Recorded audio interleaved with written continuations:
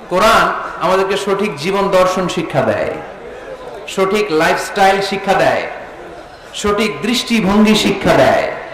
দৃষ্টিভঙ্গিটা খুব জরুরি, ভিউ পয়েন্টস। এজন্য বলা হয় দৃষ্টিভঙ্গি বদলান জীবন বদলে যাবে, তাই না? দৃষ্টিভঙ্গির পরিবর্তনটা অনেক বড় বিষয়। একই জিনিস থেকে একই জিনিস, the same thing, someone take the positive news and some other they take the negative issue. একই জিনিস কেউ দেখে পজিটিভ, কেউ দেখে নেগেটিভ। একটা বোতলের মধ্যে যদি অর্ধেক পানি থাকে, একজন বলবে, আমি যদি বলি এখানে কি দেখতে পাচ্ছেন, একজন বলবে আমি দেখতে পাচ্ছি এই বোতলের অর্ধেক খালি, অর্ধেক উনি খালিটা দেখছে। আবার আরেকজন বলবে আমি দেখতে পেয়েছি এটার বোতলের অর্ধেক পানি ভর্তি। দুইজনেরটাই ঠিক, তাই না? একজন দেখেছে পজিটিভলি, আরেকজন দেখেছে নেগেটিভলি। যে সবসময় নেগেটিভ চিন্তা করে ও খালিটা দেখছে, বোতলের অর্ধেক খালি, ও খালিটা দেখছে, নিচেটা খেয়াল করে নাই। আর যে অলওয়েজ পজিটিভ, ও নিচে যে পানি আছে ওইটা দেখছে।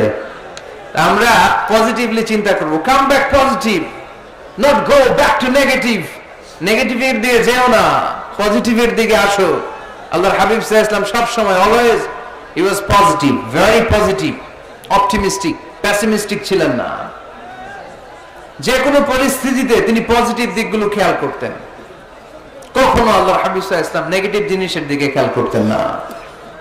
আল্লাহর হাবিব সাল্লাল্লাহু আলাইহি ওয়াসাল্লাম একজন একটা লাশকে দেখে তিনি দাঁড়িয়ে গেলেন। সাহাবারা বলল, ইয়া রাসূলুল্লাহ ইন্নাহু ইয়াহুদি, এটা ইহুদির লাশ। কার লাশ? ইহুদির লাশ। আপনি দাঁড়ালেন যে? আল্লাহর হাবিব সাল্লাল্লাহু আলাইহি ওয়াসাল্লাম বললেন, আওয়ালাইসাত নাফসান, এটা কি মানুষ না? এটা হোক না ইহুদি, হোক না নাস্তিক আর আস্তিক, আমি তো মানুষ কনসিডার করে দাঁড়িয়েছি। তার মানে আল্লাহর হাবিব সাল্লাল্লাহু আলাইহি ওয়াসাল্লাম কনসিডার করেন না এটা মুসলমান না খ্রিস্টান, এটা আস্তিক না নাস্তিক, এটা বৌদ্ধ না নাসারা, না, এগুলো দেখেননি। আল্লাহর হাবিব দেখেছেন সে মানুষ। ওয়ালাকাদ কাররামনা বানি আদম, আল্লাহ বলেননি ওয়ালাকাদ কাররামনাল মুসলিমিন, ওয়ালাকাদ কাররামনাল মুত্তাকিন, ওয়ালাকাদ কাররামনাল মুসাল্লিন। আল্লাহ বলেন না আমি মুসল্লিদেরকে সম্মানিত করেছি, আল্লাহ বলেননি আমি মুমিনদেরকে সম্মানিত করেছি, আল্লাহ বলেননি আমি মুত্তাকিদেরকে সম্মানিত করেছি, আল্লাহ বলেছেন আমি মানুষকে সম্মানিত করেছি। আল্লাহর হাবিব সাল্লাল্লাহু আলাইহি ওয়াসাল্লাম এটাকে মানুষ হিসেবে কনসিডার করে দাঁড়িয়ে গিয়েছেন। আওয়াজ করে পড়েন আল্লাহু আকবার। এজন্য আমরা যেন মানুষকে আগে মানুষ হিসেবে দেখি। আমরা দেখার পরেই ভাগ করে ফেলি, ভাই আপনি কোন পীরের মুরিদ, ভাই আপনি কোন দল করেন, ভাই আপনি কোন পার্টির লোক। সে যে মানুষ, সে যে আমার ভাই, তার আসল পরিচয় যে সে মুসলমান, আমাদের সবার পরিচয় যে মুসলমান, এটা আমরা ভুলে যাই। আমরা ভাগ করি, পিস পিস করি। এই বেয়াদবগুলোর আল্লাহ পিস পিস করে ফেলবে। তুমি ভাগ করতে আসছো দুনিয়াতে, আল্লাহর হাবিব আসছে মিশাইতে, মিলিয়ে দিতে এসেছেন তিনি। সহিহ বুখারীতে হাদিসের চ্যাপ্টারে একটা চ্যাপ্টার আছে, ইযহাবু বিনা নুসলিহ বাইনাহুম, আমাকে নিয়ে চলো আমি মিলায়া দিব।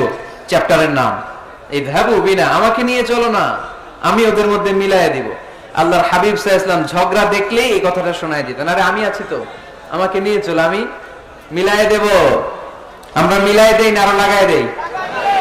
হ্যাঁ, আগুন ধরলে কক্সবাজার আপনারা কি দিয়ে নিবান, তেল দিয়ে না পানি দিয়ে?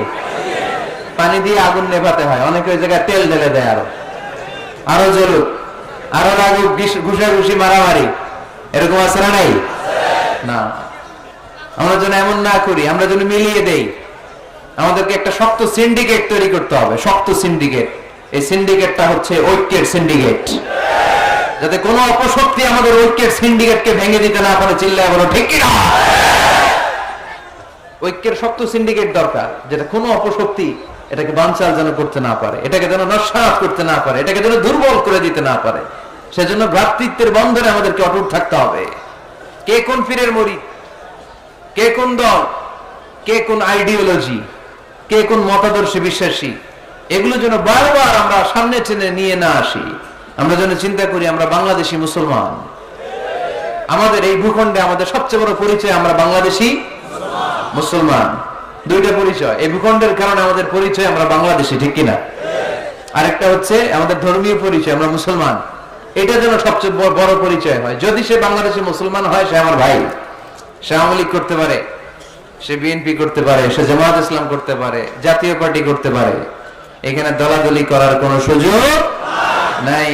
দালাল খেতাব দিতে আমরা খুব অভ্যস্ত। তুই পাকিস্তানের দালাল, ও কয় তাহলে তুই ভারতের দালাল। আছে না নাই? বাংলাদেশের দালাল কেউ নাই। বাংলাদেশ কপাল পড়া জাতি আমরা। আমরা এই দেশের সন্তান হয়ে এদেশের দালালি করতে শিখলাম না। আল্লাহ তুমি বাংলাদেশের দালাল আমাদেরকে হওয়ার তৌফিক দান করো। আমরা যেন ভাগাভাগি না করি আল্লাহ, আমরা যেন মিলে থাকতে পারি আল্লাহ তুমি তৌফিক দাও। আরো জোরে পড়ি আমিন। আমি সূরা তাওবার 112 নম্বর আয়াত তেলাওয়াত করেছি আমার খুতবার শুরুতে। এখানে আল্লাহ তাআলা চমৎকার কিছু গাইডলাইন আমাদেরকে দিয়েছেন। এখানে এরা কোন দেশের দালাল? হ্যাঁ, বাংলাদেশ। কি হয়েছে ভাই তোমাদের? জায়গা নাই, প্রজেক্টর দেন নাই ডানে ভাই? বড় একটা মাঠ আছে না, ওখানে প্রজেক্টর আছে। ওখানে যে বড় স্ক্রিনে আমাকে দেখা যাবে, ওখানে যাও, ওখানে আমি আসি। চলে যাও, ধাক্কাধাক্কি করো না, ধাক্কাধাক্কি করো না। কোরআনের মাহফিলে ধাক্কাধাক্কি করা এটা খুব খারাপ, এটা ঠিক না। জায়গা না পেলে দাঁড়িয়ে থাকো। যারা জায়গা পান নাই দাঁড়িয়ে থাকেন। আলহামদুলিল্লাহ, আল্লাহর মেহেরবানি, আমার মাহফিলগুলোতে ইয়াংরা খুব বেশি আসে। আমি খেয়াল করে দেখলাম যে 15 থেকে 25 বেশিরভাগ। গলার জোর দেখছেন? জোর আলহামদুলিল্লাহ। মুরব্বী ভাইরাও আসে। তো এই জন্য আমি ওই আপনির পরিবর্তে অনেক সময় তুমি বলি। আমি বলি যে বসো। তো কয়েকজন আমার বললো, হুজুর আপনি যে বসো বলেন, অনেক মুরব্বী তো আছে এখানে, মুরব্বী। তো আমি মুরব্বীদের দিকে ইঙ্গিত করে যখন বলি তখন বলি যে বসেন। এখন বসেন বললে আবার লোকজন বলে বসেন বসেন। ভেজাল আছে না নাই? কয় দিকে খেয়াল করবো বলে? হুজুর যেদিকেই যায় ওদিকেই দোষ। হুজুর ইংরেজি পারে, এটাও দোষ। এই হুজুর ইংরেজি পারে না, এটাও দোষ। হুজুর খায় বেশি, এটা দোষ। এই হুজুর কিচ্ছু খাইতে পারে না, এটাও দোষ। হুজুর বিয়ে করে না, এটা তো মহা মুসিবত। এলাকার ইমাম তো বানানোই যাবে না, মহাদোষ। হুজুর অনেকদিন পরে বিয়ে করছে, এটাও দোষ। আছে না নাই? তো অন্যের দোষ যেন আমরা না খুঁজি। সম্মানিত ভাইরা, আমরা ধাক্কাধাক্কি না করি, আমরা বসে যাই। অনেক মানুষ, শৈত্য প্রবাহ, কিন্তু শীতের কোনো ছোঁয়া এখানে নাই। এত মানুষ হয়েছে, সাফোকেশন হয়ে যাচ্ছে। তো এই জন্য ধাক্কাধাক্কি করা যাবে না। নিরবিচ্ছিন্ন একটা পরিবেশ, নিঝুম নিস্তব্ধ একটা পরিবেশ আমাকে উপহার দিলে আমি চেষ্টা করব কোরআন থেকে একটা ভালো আলোচনা উপহার দেবার। সূরাতুত তাওবার 112 নম্বর আয়াতে আল্লাহ তাআলা আমাদেরকে কিছু গাইডলাইন দিয়েছেন। 9টা গাইডলাইন। কয়টা? সবাই বলেন কয়টা? এগুলো খেয়াল করে মুখস্থ করে নিয়ে যাওয়া যাবে আজকে? মুখস্থ করে আবার আরেকজনের শোনায় দিবেন, পাওয়া যাবে? যে এই 9টা বিষয় যদি কেউ লালন করে, নিজের মধ্যে ধারণ করে, আল্লাহ তাকে জান্নাতের সুসংবাদ দিয়েছে। আমরা জান্নাতে যেতে চাই কি চাই না? বাল্লিগু আন্নি ওয়ালাউ আয়া। একটি আয়াত হলেও আল্লাহর হাবিব বললেন পৌঁছে দাও। আমাদের ধর্মের এই মিশনারি ওয়ার্কটা, এটা সবার দায়িত্ব। মিশনারি ওয়ার্ক, দাওয়াতি অ্যাক্টিভিটি, এটা শুধু মিজানুর রহমান আজহারির দায়িত্ব না। উনি এসে এসে শুধু দাওয়াত দিবে না, এটা সবার দায়িত্ব। আমি যদি বেশি জানি তো বেশি শোনাবো, আপনি কম জানলে কম শোনাবেন। আপনি যদি শুধু জানেন লা ইলাহা ইল্লাল্লাহ মুহাম্মাদুর রাসূলুল্লাহ, আপনি তাহলে অতটুকুর দাওয়াত দিবেন। সবাই আমরা দাঈ ইলাল্লাহ। এজন্য কথাগুলো সুন্দর। প্রথমত আমরা যেন এগুলো ধারণ করতে পারি, এগুলো পালন করতে পারি। কক্সবাজারের ভাইরা, অনেক ভাইরা এসেছেন। আমাদের সময় অনেক দামি। অনেকে দোকান পাট, ব্যবসা বাণিজ্য বন্ধ করে টাকা খরচ করে এসেছেন। সময়টা যেন কাজে লাগে। আমরা আমাদের নিয়তকে খালেস করে নেই যে আজকে আমরা যা শুনবো ঠান্ডা মাথায় ইখলাসের সাথে আমল করার নিয়তে শুনবো, এবং যা শুনবো মনে রাখবার চেষ্টা করব এবং এটা পৌঁছে দিব। ঠিক কিনা? সবাই কি একমত? দ্বিমত আছেন নাকি কেউ কেউ? সবাই একমত তো? আসুন আমরা সরাসরি কোরআন থেকে তাফসীর শুনি। এই আয়াতটিতে আল্লাহ তাআলা মুমিনদের 9টি গুণের কথা বলেছেন। আমরা একে একে ধারাবাহিক ভাবে গ্রাজুয়ালি 9টি গুণের কথা শুনবো। প্রথম যে গুণের কথা আল্লাহ তাআলা বলেছেন, আল্লাহ তাআলা উল্লেখ করছেন মুমিনদের প্রথম বৈশিষ্ট্য হচ্ছে আত-তাইবুনা। আমার সাথে সাথে সবাই পড়েন আত-তাইবুনা। সবাই পড়েন নাই, সবাই পড়েন আত-তাইবুনা। মানে মুমিনরা তওবা করে। কি করে? আত-তাওবা। সূরার নাম হচ্ছে আত-তাওবা। আত-তাওবা মানে to go back to you lord. আপনি আপনার রবের দিকে ফিরে যাবেন। প্রথম পয়েন্ট নিয়ে আলোচনা আমরা শুরু করে দিলাম অলরেডি। কথা বন্ধ করে কান দুটো খরগোশের কানের মতো খাড়া করে আমার দিকে তাকান। আত-তাইবুনা, মুমিনরা তওবা করে। আত-তাওবা, আত-তাওবা মানে হচ্ছে আর-রুজুউ ইলাল্লাহ। আর-রুজুউ ইলাল্লাহ, আল্লাহর দিকে ফিরে যাওয়া। আমাদের ভুল হতে পারে, ভুল হলেই আমরা ফিরে যাই যার দিকে, তিনি কে? আল্লাহ হাবিব বললেন কুল্লুকুম খাত্তাউন, তোমরা সবাই পাপী। আমরা সবাই কি? কক্সবাজারের ভাইয়ের আমরা সবাই, আমরা যে পাপী এটা বলতে আপনাদের লজ্জা লাগতেছে অনেক। আমরা পাপী না সবাই? শুধু কি পাপী? পাপীর ঘরের পাপী, ঠিক কিনা? পৃথিবী না জানুক আমি তো জানি, আমি কি পাপ করেছি হায়। পৃথিবী না জানুক আমি তো জানি, আমি কি পাপ করেছি হায়। আমার পাপের করলে বিচার, বাঁচার আমার নাই উপায়। দয়াময় প্রভু মাফ করো আমায়, মাফ করো আমায়। পড়েন আমিন। পৃথিবীর কেউ না জানলেও প্রত্যেকের পাপের হিসাব প্রত্যেকের কাছে আছে না নাই? এজন্য আল্লাহর হাবিব বললেন কুল্লুকুম খাত্তাউন, তোমরা সবাই পাপী। শুধু পাপী না, পাপীর ঘরের পাপী। ওয়া খায়রুল খাত্তাইনা আত-তাওয়াবুন, আর এই পাপীদের মধ্যে সবচাইতে ভালো পাপী যেই পাপী পাপ করার পরপরই তওবা করে। ইয়া আইয়ুহাল্লাযীনা আমানু তুবু ইলাল্লাহি তাওবাতান নাসুহা। ও বিশ্বাসীরা, তোমরা যদি অন্যায় করে ফেলো, তোমরা যদি ভুল করে ফেলো, তোমরা যদি নিজের নফসের উপর জুলুম করে ফেলো, উপলব্ধি আসার পরে আমার কাছে ক্ষমা চাও, তওবা করো। তওবার মতো তওবা করলে আমি জীবনের সব গুনাহ মাফ করে দিতে পারি। তিনি দয়াময়, তিনি মেহেরবান। তার দয়া যে কত বিশাল আপনি কল্পনাও করতে পারবেন না। তুবু ইলাল্লাহি তাওবাতান নাসুহা, তওবার মতো তওবা। তাওবাতুন নাসুহা মানে কি? তওবার মতন তওবা, এমন তওবা যে তওবাতে আল্লাহ আপনারে মাফ করবেই। যেই তওবার মধ্যে জড়িত আছে আবেগ, যেই তওবাতে জড়িত আছে চোখের পানির স্পর্শ। চোখের পানির এত দাম। অনুতপ্ত বান্দা যখন গুনার কথা স্মরণ করে কাঁদে, চোখের পানি ছেড়ে দেয়, এই চোখের পানি চোখ বেয়ে নাকের ডগা বেয়ে মাটিতে পড়ার আগেই আল্লাহ অনুতপ্ত বান্দার জীবনের সব গুনাহ মাফ করে দেয়। এজন্য চোখের পানি ছাড়তে হবে। আমাদের হৃদয়ের ভেতরটা অনেকের খুব শক্ত, নরম হয় না, চোখ দিয়ে পানি নামে না। সর্বশেষ কবে যে আমরা কেঁদেছিলাম অনেকের মনে নাই। এরকম আছে না নাই?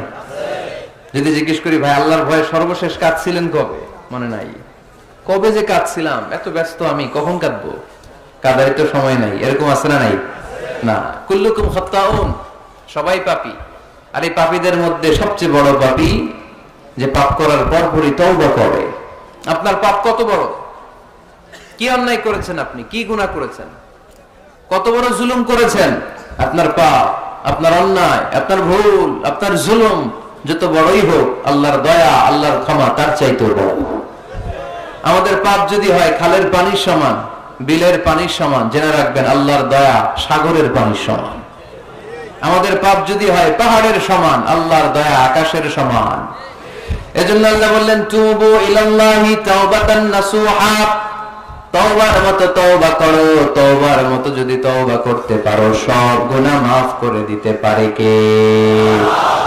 কত যে দয়াময় তিনি, কত যে মেহেরবান। দয়ার ভালোবাসাকে তিনি 100 টুকরা করেছেন।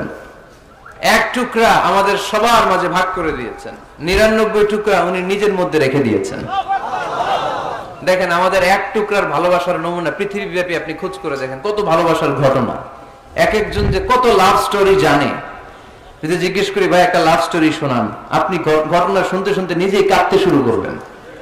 এত চমৎকার লাভ স্টোরি, এত চমৎকার ভালোবাসার উপন্যাস, এত চমৎকার নাটক, ভালোবাসার দৃশ্য দেখলে অবাক লাগে।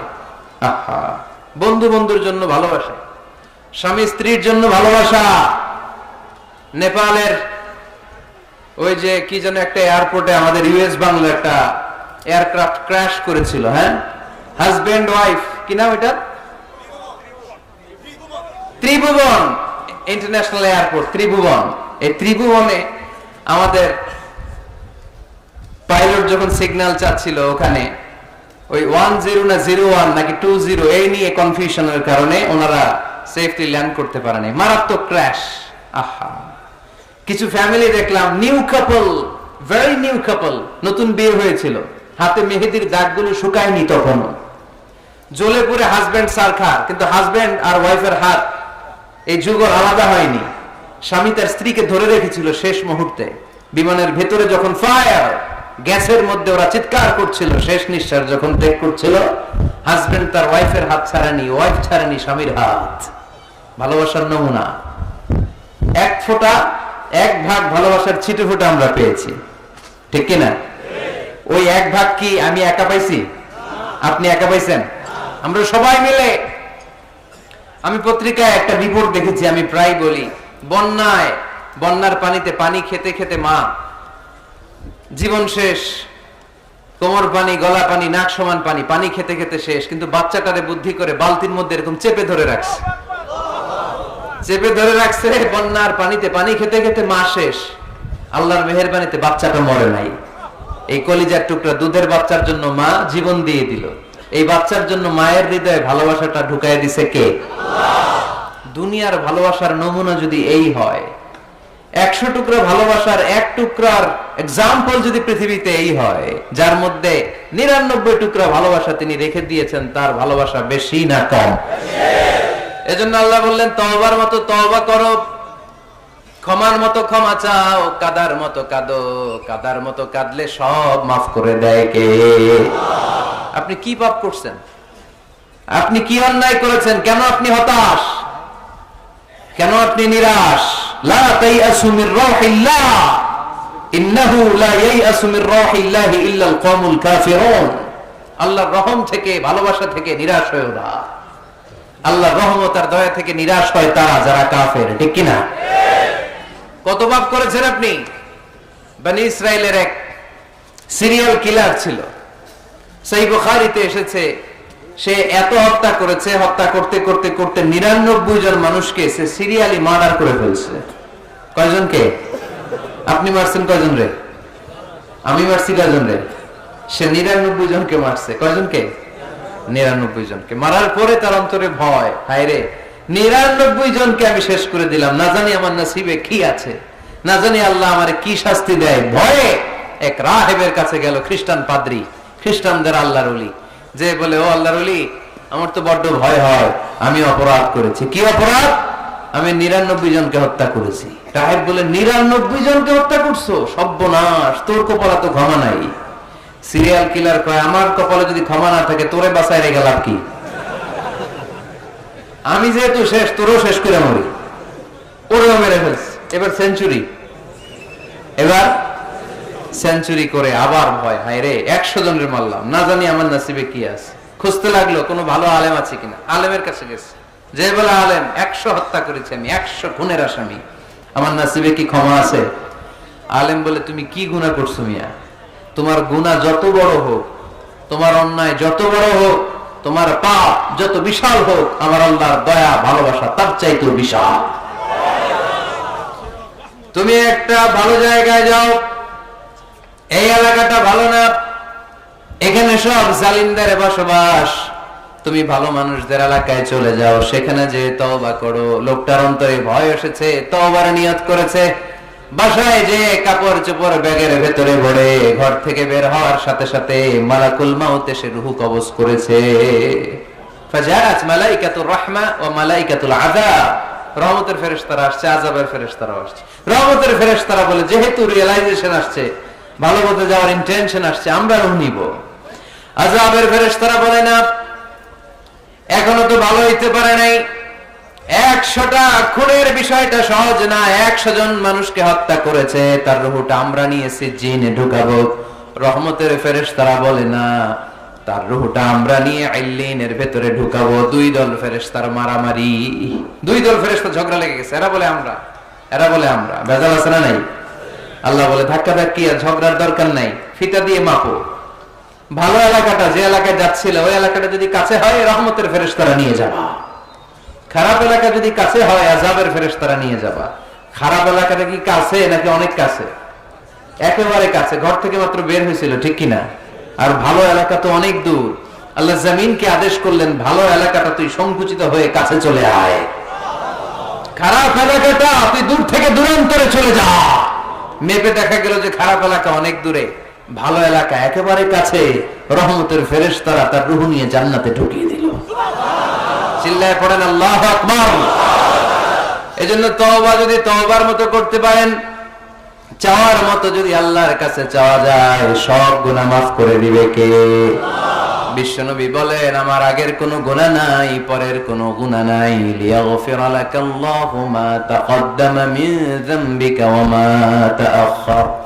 আল্লাহ বললেন, নবী আপনার কোনো গুনাহ নাই, আপনি মাসুম, নিষ্পাপ, নিষ্কলুষ, আপনার কোনো পাপ নাই, গুনাহ নাই, অন্যায় নাই। তারপরে বিশ্বনবী বলেন, ওয়াল্লাহি লা আস্তাগফিরুল্লাহ ওয়া আতুবু ফিল ইয়াউমি আকসার মিন 70 মাররা। প্রতিদিন আমি বিশ্বনবী 70 বারেরও বেশি আল্লাহর কাছে তওবা করি। কয়বারের বেশি? কোন গুনাহ আছে? কোন পাপ আছে? কোন অন্যায় জীবনে করেছেন? উনি যদি প্রতিদিন করে 70 বার, আমাদের করা দরকার কয়বার? হ্যাঁ, 70,000 বার। আহা, আমরা করি কয়বার? কয়বার করি? বছরে করি না 70 বার, ঠিক কিনা? আওয়াজ করে সবাই তওবা পড়েন, পড়েন আস্তাগফিরুল্লাহ, আবার পড়েন আস্তাগফিরুল্লাহ, আবার পড়েন আস্তাগফিরুল্লাহ। আপনার তওবা, আপনার ইস্তেগফার আপনি নিজেই পড়বেন। অনেকে বলে ইমাম সাহেব না আনলে তওবা পড়া যাবে না, আছে না নাই? হুজুর এসে তওবা পড়াইতে হয়। আপনাদের কক্সবাজার আলহামদুলিল্লাহ এগুলো নাই না? বেশি না, আপনার তওবা আপনি করবেন, আপনি অনুতপ্ত হবেন। আপনি ডাকতে দেরি, আল্লাহ ডাকে সাড়া দিতে দেরি হয় নাই। ওয়া ইযা সাআলাকা ইবাদি আন্নী ফাইন্নী করিব, যখন জিজ্ঞেস করে আমি কোথায়, নবী আপনি বলে দেন আমি কাছে। আল্লাহ কাছে না দূরে? আল্লাহর কাছে কোনো ভায়া হয়ে যাওয়া লাগে? কোনো কেরানি হয়ে যাওয়া লাগে না? কোনো মাধ্যম হয়ে যাওয়া লাগে আল্লাহর কাছে? আল্লাহ বলে ডাকলেই আল্লাহ ডাকে সাড়া দেয়। চিল্লায় বলেন ঠিক কিনা? আল্লাহ বললেন, যদি আমার কাছে আসতে চাও 1 বিঘত, আমি আসি 2 বিঘত। যদি আমার কাছে আসতে চাও 1 হাত, আমি আল্লাহ আসি 2 হাত। যদি আমার কাছে হেঁটে হেঁটে তুমি বান্দা আসতে চাও, আমি আল্লাহ তোমার দিকে দৌড়ে দৌড়ে যেতে চাই। তুবু ইলাল্লাহি তাওবাতান নাসুহা, তওবার মতো তওবা করো। তওবার মতো তওবা করলে সব গুনাহ মাফ করে দিতে পারে কে? আল্লাহ। তাহলে মুমিন বান্দার প্রথম গুণ হচ্ছে আত-তাইবুনা। প্রথম গুণটা কি? আত-তাইবুনা। সবাই পড়েন, আবার পড়েন আত-তাইবুনা। তওবার 5টা শর্ত আছে। কয়টা? আরো জোরে বলেন কয়টা? 1 নাম্বার হচ্ছে অ্যাকনলেজমেন্ট, স্বীকার যাইতে হবে যে আল্লাহ আমি সবচেয়ে বড় গুনাহগার। কি গুনাহ করছেন আপনি জানেন না, এগুলো স্বীকার করেন, একটার পর একটা লিস্ট করে আল্লাহর শোনান, যদিও আল্লাহ সব জানে, ঠিক কিনা? আপনি বলেন আল্লাহ আমি এই পাপ করেছি, আল্লাহ আকাশের নিচে জমিনের উপরে আমার চাইতে বড় গুনাহগার আর কেউ নাই, এমন কোন পাপ নাই যেটা আমি করি নাই। আল্লাহ আমি ছাড়া তোমার গোলামের অভাব নাই, কিন্তু তুমি ছাড়া আর একটা রবও আমার নাই, ঠিক কিনা?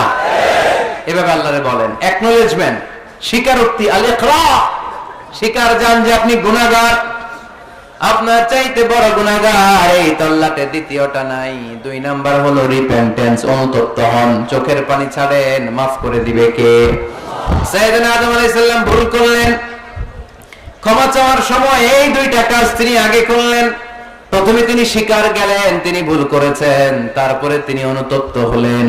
আমরাও যদি ভুল করি কেমন করে আল্লাহর কাছে ক্ষমা চাইতে হয় সেই দোয়াটা আমাদের জন্য রেখে গেলেন। পড়েন, রাব্বানা যালামনা আনফুসানা ওয়া ইল্লাম তাগফির লানা ওয়া তারহামনা লানাকুনান্না মিনাল খাসিরিন। ও আমাদের রব, জুলুম করেছি নফসের উপর, তুমি যদি মাফ না করে দাও আমরা ক্ষতিগ্রস্তদের অন্তর্ভুক্ত হয়ে যাব, আমরা খাসিরিনদের ভেতরে শামিল হয়ে যাব। ঠিক কি না? তাহলে প্রথমে গেল অ্যাকনলেজমেন্ট, স্বীকারোক্তি, স্বীকার করবেন। ওযু করে জায়নামাজটা বিছিয়ে দিয়ে স্বীকার করেন যে আল্লাহ আমার চেয়ে বড় পাপী কেউ নাই। চোখের পানি ছেড়ে অনুতপ্ত হন। 3 নম্বরে স্টপ। 3 নম্বরে কি? সবাই বলেন স্টপ মানে কি? থামেন। আর না, অনেক আগ বাড়ছেন, এবার একটু থামেন। যেই পাপটা করেছিলেন ওটা থামায় দেন। নাকি ঘুষ খাইতেছেন, সকালে ঘুষ খাইয়া বিকালে মাফ চাবেন, বিকালে ঘুষ খাই আবার রাতে মাফ চেয়ে নিন। এটা আল্লাহর সাথে গেম খেলা হয়ে যায়। ঠিক কিনা? আল্লাহর সাথে গেম খেলা যাবে? আল্লাহর সাথে কৌশল করা যায়? সব কৌশলীর বড় কৌশলী কে? কেউ যেটা পারে না, পারে কে? স্টপ, থামেন। To stop what you have committed from sins, যে পাপ আপনি করেছেন এটা থামায় দেন, আর এটা করা যাবে না। 4 নাম্বার শর্ত হলো টু হেট, ঘৃণা করতে হবে। যে পাপটা করে ফেলছিলেন এটা মনে প্রাণে ঘৃণা করতে হবে, মন থেকে এটার ব্যাপারে এটা ঘৃণা জন্মাতে হবে। 5 নাম্বারে to commit, to determine you never repeat this sin again. আল্লাহর এই ওয়াদা দিবেন, এই কমিটমেন্ট দিবেন যে আল্লাহ পারতপক্ষে আমার জীবনে এই পাপ, এই অন্যায় আমি জীবনে করব না। চিল্লায় বলেন ঠিক কিনা? এই 5টা শর্ত সামনে রেখে 5টা শর্তকে আমল করে কেউ যদি তওবার মতো তওবা করে তার জীবনের সব গুনাহ মাফ করে দিবে কে? এজন্য আল্লাহর হাবিব বলতেন, আত্তাইবু মিনাজ যামবি কামাল লা যামবা লাহু। তওবার মতো কেউ যদি তওবা করে তার অবস্থা কেমন হয় জানো নাকি? মায়ের পেট থেকে বাচ্চা বের হলে নবজাতকের যেমনি গুনাহ থাকে না, তওবা কবুল হলে ওই ব্যক্তিটাও নবজাতকের মতো হয়ে যায়, তার আমলনামায় কোনো গুনাহ থাকে না। আত্তাইবু মিনাজ যামবি কামাল লা যামবা লাহু। কেউ যদি তওবার মতো তওবা করে তখন তার অবস্থা এমন হয়ে যায় যে তার আমলনামায় আর কোনো গুনাহই থাকে না। চিল্লায় বলেন ঠিক কি না? তাহলে মুমিন বান্দার প্রথম গুণ হচ্ছে আত্তাইবুনা। আওয়াজ করে বলেন প্রথম গুণ কি? আরো জোরে বলেন প্রথম গুণ। যে কোনো সময় আপনি আল্লাহরে ডাকবেন, আল্লাহ শুনবে 24/7, কোনো বন্ধ নাই। বারবার চাইলে আল্লাহ খুশি হয়। দুনিয়ার নিয়মের উল্টো, এ দুনিয়াতে কারো কাছে বারবার চাইলে খুশি হয় না, রাগ হয়। আমি হুজুরের কাছে গেলাম, হুজুর আমার একটু টাকা পয়সার সমস্যা, 500 টাকা দেন। হুজুর দিলেন। 7 দিন পরে আবার, হুজুর একটু সমস্যা আছে, 500 টাকা। হুজুর লজ্জায় পড়ে দিলেন। তার 7 দিন পরে আবার, হুজুর আমি একটু বিপদে আছি, 500 টাকা দেন। ওই দিন মনে মনে ভাববে ঘটনা কি, এর সমস্যা কি? তাও লজ্জায় পড়ে দিয়ে দিল। তারপরের বার গেলে দিবে, লাঠি দিয়ে দৌড়ানি দিবে। কি পাইছো তুমি? কি পেয়েছো? 7 দিন পর পর 500 টাকার আবদার। তার মানে এই পৃথিবীতে কোন বিষয় নিয়ে কারো কাছে বারবার যাওয়া যায় না, বারবার চাওয়া যায় না। চাওয়া যায়? ডিসি সাহেবের কাছে গেছেন, কক্সবাজার জেলার ডিসি সাহেবের কাছে একটা ইস্যু নিয়ে, উনি দিলেন। 2 দিন পরে আবার গেলেন, দিলেন। তারপরে আবার গেলেন, দিল। তারপরে দিবে? আর বারবার কারো কাছে এইভাবে যাওয়া যায়? একটা লজ্জার বিষয় আছে না নাই? আল্লাহর হাবিব সাল্লাল্লাহু আলাইহি ওয়াসাল্লাম খুব লাজুক ছিলেন। 50 ওয়াক্ত সালাত মেরাজের রাতে গিফট পেলেন রবের কাছ থেকে। কয় ওয়াক্ত? সবাই বলেন কয় ওয়াক্ত?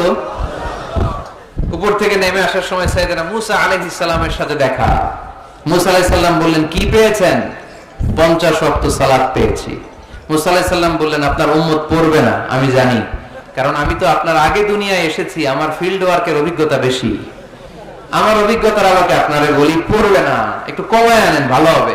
আল্লাহর হাবিব গেলেন, কমায় দেয়া হলো 5 ওয়াক্ত, হলো 45 ওয়াক্ত। মুসা আলাইহিস সালাম বললেন পড়বে না, আবার যান। আবার গেলেন, 5 ওয়াক্ত কমায় দেয়া হলো 40 ওয়াক্ত। মুসা আলাইহিস সালাম বললেন পড়বে না, কমায় আনেন ভালো হবে। কমায় আনা হলো 35 ওয়াক্ত। এভাবে 9 বার। কয়বার? 5 নং 45 ওয়াক্ত কমিয়ে 5 ওয়াক্ত দেয়া হলো। আল্লাহর হাবিব এবার খুব খুশি, কমায় আনছি অনেক। 5 ওয়াক্ত নিয়ে যখন সাইয়েদনা মুসা আলাইহিস সালামকে ক্রস করছেন, সাইয়েদনা মুসা আলাইহিস সালাম বললেন, কি খবর, কত পাইলেন? কয় 5 ওয়াক্ত। মুসা আলাইহিস সালাম বলে, এটাও পড়বে না। পড়ি 5 ওয়াক্ত আমরা পড়ি। মুসা আলাইহিস সালাম বললেন, পড়বে না, আবার যান, গেলে ভালো হবে আপনার উম্মতের জন্য। আল্লাহর হাবিব বললেন, কত যাওয়া যায়, আর কত? আস্তাহি মির রাব্বি, আমার যেতে শরম লাগে, আবার যেতে আমার কি লাগে? সহিহ বুখারীর বর্ণনা, আস্তাহি মির রাব্বি, আমার যেতে লজ্জা লাগে। তার মানে বারবার চাইতে মানুষের লজ্জা লাগে, কারণ কাছে বারবার যাওয়া যায় না, ঠিক কি না? কিন্তু আল্লাহর হাবিব বললেন, ইন্নাহু মান লাম ইয়াসআলিল্লাহ ইয়াগদাব আলাইহি, যে ব্যক্তিটা আল্লাহর কাছে বারবার চায় না, তারে আল্লাহ পছন্দ করে না। বরং বারবার যে আল্লাহর কাছে যায়, বারবার যে চায়, বারবার যে কাঁদে, বারবার যে ক্ষমা চায়, তারে আল্লাহ পছন্দ করে। সুবহানাল্লাহ পড়ে। এজন্য দুনিয়ার নিয়মের উল্টো, দুনিয়ায় বারবার যাওয়া যায় না, দুনিয়ার বুকে বারবার চাওয়া যায় না, কিন্তু আল্লাহর কাছে বারবার গেলে, বারবার চাইলে আল্লাহ এই বান্দার উপর বেশি খুশি হয়ে যায়। সুবহানাল্লাহ পড়ে। 24/7, সব সময়, সপ্তাহের 7 দিন, দিনের 24 ঘন্টা, মাসের 30 দিন আপনারে ক্ষমা করার জন্য আল্লাহ বসে আছে, কিন্তু ক্ষমাটা চাওয়ার সময়টা আমাদের নাই। শেষ রাতে প্রথম আকাশে আল্লাহ মনোনিবেশ করে ডাকতে থাকেন, আলামিন মুস্তাগফিরিন আগফির আলা, কার ক্ষমা লাগবে ক্ষমা চাও, ক্ষমা করে দেব। আলামিন মুস্তারজিকিন আরযুকালা, কার রিজিকের দরকার রিজিক দিয়ে দেব। আলামিন মুস্তাকসিন আকসুলা, কার নতুন ড্রেস দরকার, I will give you the new dress, তোমার নতুন জামা দিয়ে দেব। কার চাকরি দরকার, চাকরি চাও, চাকরি দিয়ে দেব। কার বিয়ে হচ্ছে না, আমার কাছে চাও, সুন্দরী বউয়ের ব্যবস্থা করে দেব। ওই যে কয় সুবহানাল্লাহ, এটা কমন পড়ছে সবার না? চাইতে হবে, সবটাই চাইতে হবে। দেহার মালিক কে? মনে রাখবেন, নেককার স্ত্রী আর নেককার সন্তান আল্লাহর কাছে চাইতে হয়। সাইয়েদনা ইব্রাহিম আলাইহিস সালাম নেককার সন্তানের জন্য দোয়া করেছেন, জাকারিয়া আলাইহিস সালাম নেককার সন্তান পাওয়ার জন্য দোয়া করেছেন। ইয়াংদের দোয়াগুলোর মধ্যে বিশেষ দোয়া তো হবে এটাই, ঠিক কি না? যে আল্লাহ তুমি আমাকে নেককার, রূপবতী, গুণবতী একটা স্ত্রী দাও। স্ত্রী যদি ভালো হয় ঘরটা জান্নাত, স্ত্রী যদি খারাপ হয় ঘরের ভিতরে দ্বিতীয় বিশ্বযুদ্ধ, ঠিক কি না? A timely marriage is very important for the young society of Bangladesh. সময় মতো বিয়ে, এটা সব জায়গায় আমি বলি। ছেলের বাবা যারা আছেন, মেয়ের বাবা যারা আছেন, ওদের দুঃখগুলো একটু বুঝেন। ওরা অনেক দুঃখে আছে, কষ্টে আছে, বুক ফাটে তো মুখ ফুটে না, ঠিক কি না? বিয়ের চেয়ে ভালো কাজ হয় না, বিয়ের চেয়ে ভালো কাজ হতে পারে না। এই যে উঠতি বয়সের ছেলে মেয়েরা বর্তমানে ফাস্টেস্ট ওয়ার্ল্ডে যেভাবে ট্রেন্ড চেঞ্জ হচ্ছে, তারা তাদের যৌবনকে নষ্ট করে ফেলছে। তারা এই যে পরকীয়া, এই যে গার্লফ্রেন্ড বয়ফ্রেন্ডের যে কালচার, এগুলো আগে ছিল না, এগুলো দেশের মধ্যে এখন ঢুকছে। ওই যে চিল্লায় উঠতেছে অনেকে, দেখছেন? 100% কমন করে গেছে এদের। তো এই যৌবনের তাড়নায়, এই যে যুবক বয়সে তারা যে পাপগুলো করে, অবৈধ মেলামেশার কারণে, হারাম রিলেশনশিপের কারণে একটা পার্সেন্টেজ গুনাহ বাবা মার কাঁধেও আছে না নাই? এজন্য খবরদার, ওদেরকে যদি সময় মতো বিয়ে না দেন, ওরা যে পাপগুলো করবে এটা শুধু ওদের পাপ নয়, আপনার কাঁধেও এই পাপ বর্তায়, তাই না? এজন্য আগে আগে বিয়ে দেন, অন টাইম, টাইমলি ম্যারেজ। মসজিদে মসজিদে বিয়ে করাবেন, ছেলের বাবা মেয়ের বাবা চলে আসবে, ইজাব হবে, কবুল হবে, খেজুর নিয়ে যাবেন, 1 কেজি, বিয়ে শেষ। সহজ হয়ে গেছে না? 1 কেজি 2 কেজি খেজুর খাওয়াই দিবেন। দিস ইজ দ্য ওয়ালিমা। আল্লাহর হাবিবের যখন বেশি টাকা ছিল তিনি বেশি খাওয়াতেন। এক বিয়েতে তিনি 400 জন সাহাবীকে খাসির গোশত, উটের গোশত আর রুটি খাইয়েছেন। ওয়ালিমা, বিয়ের খাবার। সুবহানাল্লাহ পড়বেন না? আরেক বিয়েতে টাকা পয়সা নাই, এটা হচ্ছে সাফিয়া বিনতে হুয়াই ইবনে আখতাব, ইহুদি রাজকন্যাকে বিয়ে করেছিলেন খায়বার যুদ্ধের পরে। তো ফিরে আসবেন, আল্লাহর হাবিব বললেন এখানেই বিয়ে করব, মরুভূমিতে আমাদের বাসর হবে। বাসর ঘর সাজানো হলো, আল্লাহর হাবিব বাসর করলেন। সকালবেলা তিনি বের হলেন, সাহাবারা ধরলেন, ইয়া রাসূলুল্লাহ, আগে না ওই যে রুটি খাওয়াইছিলেন, আগের বিয়েতে গোশত খাওয়াইছিলেন, এইবার কি খাওয়াবেন? আল্লাহর হাবিব বললেন, এইবার তো আমার কাছে টাকা পয়সা নাই, তোমাদের কাছে কি আছে বলো। দাওয়াত খাইতে চাই পড়ছে বিপদে সাহাবারা। তো সাহাবারা বললেন আমাদের কাছে কিছু নাই, কারো বাড়িতে কিছু ঘি, কারো বাড়িতে কিছু আটা, কারো বাড়িতে কিছু পনির। আল্লাহর হাবিব বললেন সব নিয়ে আসো, একটা বোলের মধ্যে রাখো, রেখে এটাকে ম্যাশড করা হলো, ছাতু বানানো হলো। কি এবার আল্লাহর হাবিব বললেন সবাই হাত পাতো, সবাই হাত পাতলো। আল্লাহ রাসূল সাল্লাল্লাহু আলাইহি ওয়াসাল্লাম হাতের মধ্যে একটু ছাতু ধরাই দিলেন, বললেন এইটাই বিয়ের অলিমা। সুবহানাল্লাহ বলবেন না? তার মানে যখন সামর্থ্য বেশি তখন ওয়ালিমাতে খাওয়াবেনও বেশি, সামর্থ্য নাই ছাতু খাওয়াই দিবেন অথবা খেজুর খাইয়ে দিবেন। খেজুরের চেয়ে ভালো মিষ্টান্ন আর হতে পারে না। খেয়াল রাখবেন ফলের মধ্যে আছে সুক্রোজ। ফলের যে মিষ্টিটা এটা কিন্তু বেশি ক্ষতি করে না, এটা খুব ভালো, ভেরি হেলদি। ফলের যে মিষ্টি এটারে বলে সুক্রোজ। মধুতে যে মিষ্টি এটাকে বলে ফ্রুকটুস, আর চিনিতে যে মিষ্টি এটারে বলে গ্লুকোজ। এই গ্লুকোজ বাদ দিতে হবে, বাদ দিয়ে সুক্রোজ আর ফ্রুকটুস খাইতে হবে, তাহলে সুস্থ রাখবে কে? দেখেন আল্লাহর হাবিব সাল্লাল্লাহু আলাইহি ওয়াসাল্লাম কত খেজুর খেতেন, তিনি মধু খেতেন, ফ্রেশ মধু, ফ্রেশ হানি আল্লাহর হাবিব সাল্লাল্লাহু আলাইহি ওয়াসাল্লাম খুব বেশি পছন্দ করতেন। এজন্য বিয়ের চেয়ে ভালো কাজ হতে পারে না। এদেশে ছেলে বিয়ে করতে চাইলে সবাই বলে নিজের পায়ে দাঁড়াও, আছে না এই কথাটা? কক্সবাজারে বলে বেশি, কি বলে? নিজের পায়ে দাঁড়া। আপনি নিজের পায়ে দাঁড়াবেন, এভাবে দাঁড়া বলবেন এই যে দেখেন নিজের পায়ে দাঁড়াইছি। তো এতদিন ছেলে কার পায়ে দাঁড়াইছে? নিজের পায়ে তো দাঁড়াইছে। বিয়েটাকে সহজ করেন। এখানে জনপ্রতিনিধি কেউ থাকলে আপনারা একটু দায়িত্ব নেন, ওদের দুঃখ কষ্ট একটু লাঘব করে দেন, ওদেরকে একটু মিলায় দেন। এই বিয়েটা হচ্ছে ভালোবাসার বন্ধন, এটা জান্নাতি ভালোবাসায় ভরপুর একটা সম্পর্ক।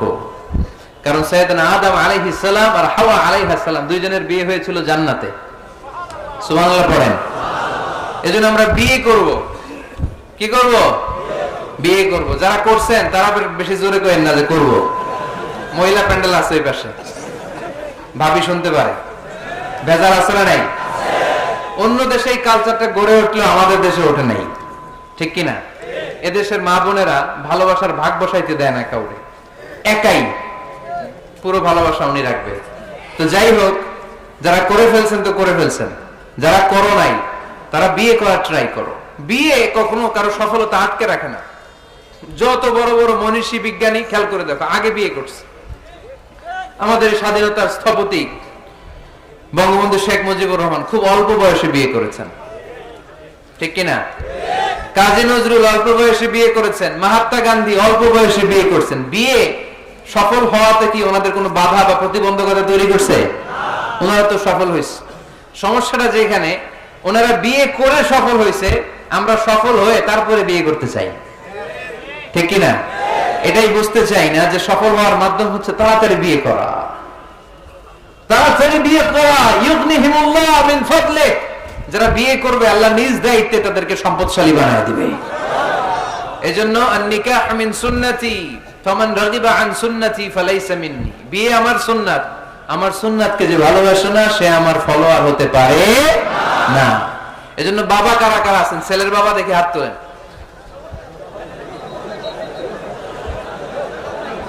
ছেলের বাবা হাত তুলে বলেন আল্লাহ আমার ছেলেকে সময় মতো বিয়ের পিঁড়িতে বসায় দিব ইনশাআল্লাহ। ছেলের বিয়েতে 1 টাকাও যৌতুক নিব না। আওয়াজ করে পড়েন আমিন। হাত নামান। মেয়ের বাবা কারা আছেন দেখি? মেয়ের বাবা হাত তুলেন, আওয়াজ করে বলেন হে আল্লাহ। আরো জোরে বলেন হে আল্লাহ। আপনাদের ভালো লাগতেছে না এটা? বলেন আল্লাহ আমার মেয়েকে সময় মতো ভালো পাত্রের হাতে তুলে দিব, সময় মতো বিয়ের ব্যবস্থা করব, তুমি তৌফিক দাও। মেয়ের বিয়েতে 1 টাকাও যৌতুক দিব না। আওয়াজ করে পড়েন আমিন। হাত নামান। বিয়ে করো নাই কারা কারা? হাত তোলো। আওয়াজ করে বলো হে আল্লাহ সময় মতো বিয়ে করতে চাই, তুমি তৌফিক দাও। আওয়াজ করে বলো আল্লাহ। হাত তুলে ওয়াদা করলাম আমার বিয়েতে 1 টাকাও যৌতুক নিব না। আমিন। আরো জোরে বলতে হবে আমিন। মাশাআল্লাহ। আপনার এই তো সবাই খুশি, ছেলের বাবাও খুশি, মেয়ের বাবাও খুশি, পাত্ররাও খুশি, মাইকের আওয়াজ শুনে ওইদিকে পাত্রীরাও খুশি। আলহামদুলিল্লাহ। কক্সবাজারের লোকজন খুশি হয়ে গেছে খুব। দেখছেন বিয়েটা যে ভালো জিনিস এটা তার প্রমাণ। বিয়ের কথা বললে আনন্দ আসে, মুখে হাসি আসে, প্রাণের মধ্যে উচ্ছ্বাস জাগে, ঠিক কি না? তাযাওয়াজু আল ওয়াদুদ আল ওয়ালুদ ফাইন্নী মুকাসিরুন বিকুম আল উমাম। সুন্দরী নারী দেখে, যে নারী বেশি সন্তান জন্ম দিতে পারে এরকম মেয়ে দেখে বিয়ে করো। বেশি সন্তান তোমরা নাও, কেননা আমার বেশি উম্মত হলে কিয়ামতের দিন আমি আমার উম্মতকে নিয়ে গর্ব করে দাঁড়িয়ে যাব। আল্লাহর হাবিব বললেন 1000 কোটি লোক আমার উম্মত। আল্লাহু আকবার। তাহলে বিয়েতে কোনো অকল্যাণ নাই। চেয়ারম্যান সাহেব যদি থাকেন, এমপি সাহেব যদি শুনে থাকেন, আপনি এই জন্য তো কথাবার্তা করেন না, চুপচাপ করে বসে আছে। কি নাম ভাই? টিপু সুলতান। মাশাআল্লাহ। টিপু ভাই আপনি এই ব্যবস্থাটা নেবেন, আপনার দায়িত্বে। আপনার দায়িত্বে এই অভাগা গুলার রেখে গেলাম, ব্যবস্থা করে দিন, সহজ করে দিবেন, সহজ করে দিন। ছেলে যদি মেয়েকে পছন্দ করে, মেয়ে যদি ছেলেকে পছন্দ করে, ছেলে যদি নামাজি হয়, মেয়ে যদি ভদ্র হয়, বাদ সাধবেন না, ঝামেলা করবেন না, বিয়ে দিয়ে দেন। কল্যাণ আছে না নাই? এজন্য বিয়েটাকে সহজ করবেন। যে সমাজে বিয়ে সহজ ওই সমাজে জিনা কঠিন, যেই সমাজে জিনা সহজ ওই সমাজে বিয়ে কঠিন। আমার দেশে জিনা করা সহজ না কঠিন? বিয়ে করা, বিয়ে করতে এই লাগে ওই লাগে, ব্যাংক ব্যালেন্স লাগে, ফ্ল্যাট লাগে, 10 লক্ষ টাকা মোহরানা লাগে। জিনা করতে কিচ্ছু লাগে না, তুমি আমি রাজি হইলে হয়ে যায়, ঠিক কি না? এটাই বাস্তবতা, চরম বাস্তবতা। This is the real crisis of the young society of Bangladesh.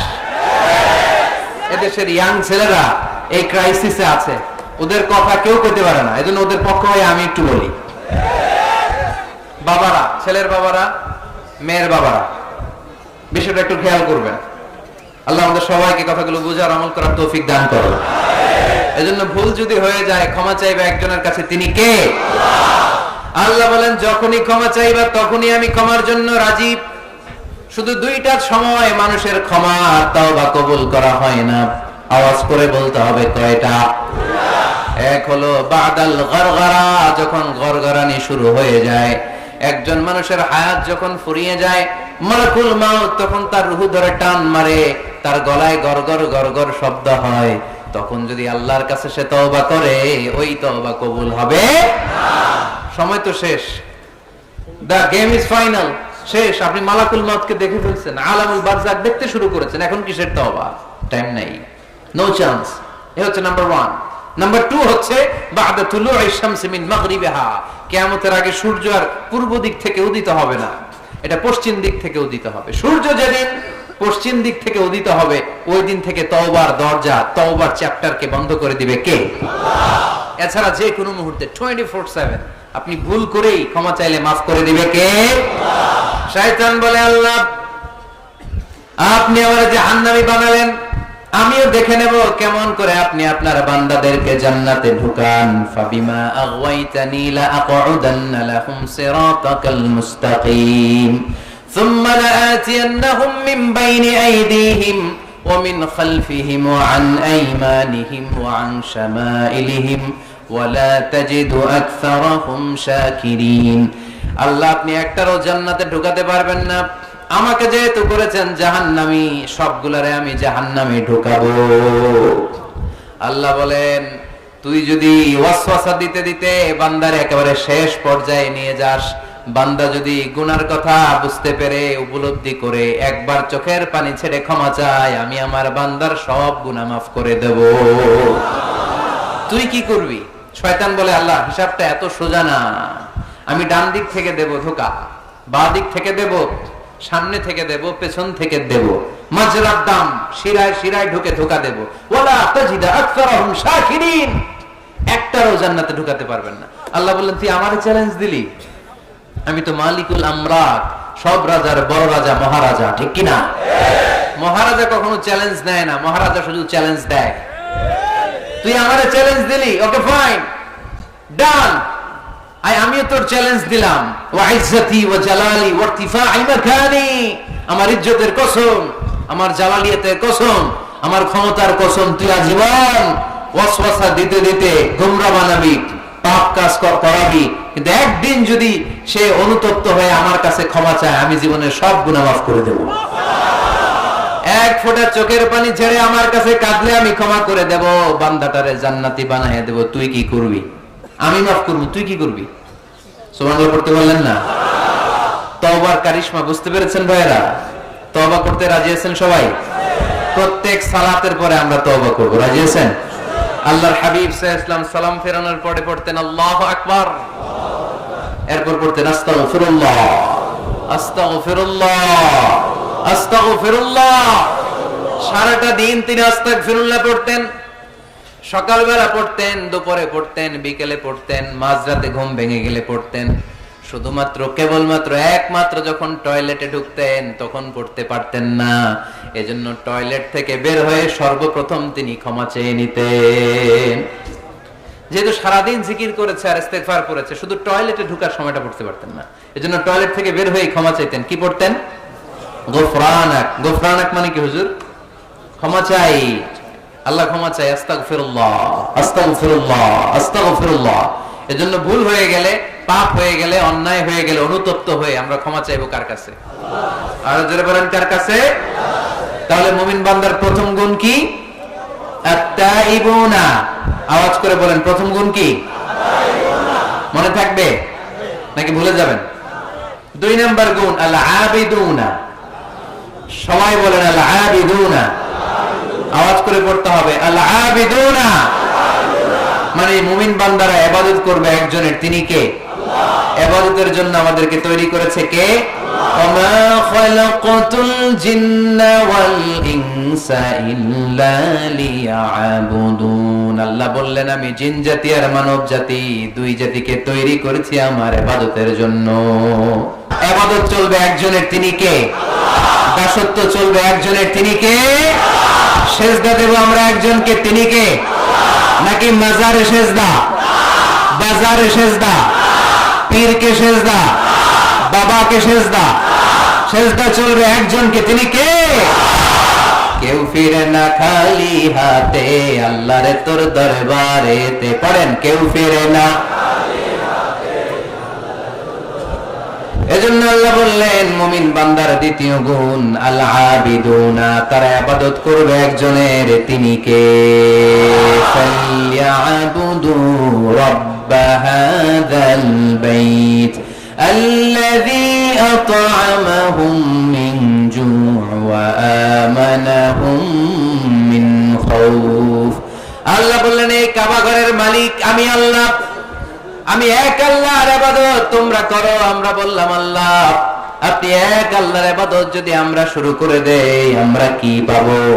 আল্লাহ বললেন, ক্ষুধার সময় খাবার পাবে, ভয়ের সময় নিরাপত্তা পাবে, ঠিক কি না? আমরা যখন ক্ষুধার্ত হই আমাদেরকে রিজিক দেয় কে? আল্লাহ। বিপদে পড়লে উদ্ধার করে কে? আল্লাহ। পেটে যখন ক্ষুধা, খাদ্যের ব্যবস্থা করে কে?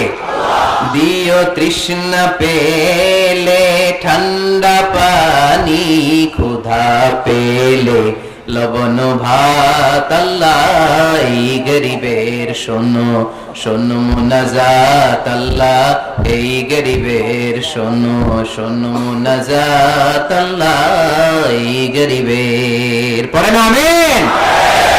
এই কাবা ঘরের রবের যদি ইবাদত করো, আল্লাযী আত'আমাহুম মিন জু', যখন তোমরা ক্ষুধার্ত থাকবে তোমাদেরকে রিজিক দিবে কে? আল্লাহ। ওয়া আমানাহুম মিন খাউফ, বিপদের সময় নিরাপত্তা দিবে কে? আল্লাহ। এজন্য মুমিন বান্দার দ্বিতীয় গুণ আল-আবিদুনা, সব সময় ইবাদত করে কার? আল্লাহ। মুমিনের ইবাদত হবে শুধুমাত্র আল্লাহর।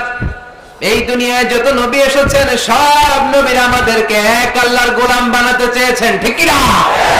সব নবীদের একটা মিশন ছিল, সব নবীদের একটা ভিশন ছিল, সব নবীদের একটা স্লোগান ছিল, ইয়া কওমি ইবুদুল্লাহা মা লাকুম মিন ইলাহিন গায়রু আফালা তাত্তাকুন। ও আমার কওমের লোকেরা, কেন তোমরা এক আল্লাহর ইবাদত করো না? কেন তার পায়ে সিজদায় লুটিয়ে পড়ো না? সিজদা দিতে হয় একজনকে, তিনি কে? আল্লাহ। আল আবিদুনা, মুমিন বান্দারা এক আল্লাহে বিশ্বাসী, তাই মুমিনদেরকে বলা হয় মুওয়াহিদুন, তাওহীদপন্থী। আমরা কি পন্থী? আমরা এতজনের ইবাদত করি না, একজনেরই তো খুশি রাখার যে নিয়ম কানুন ওটা মানতে পারি না, ঠিক কি না?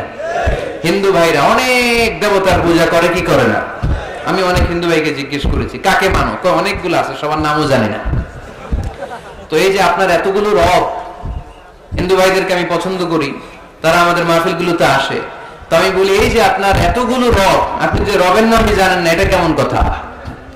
কোটি কোটি এদের দেবতা, অনেকের পক্ষে আসলে এত দেবতার নাম মনে রাখা সম্ভব, এত দেবতার এত নিয়মকে মেনটেন করা সম্ভব না।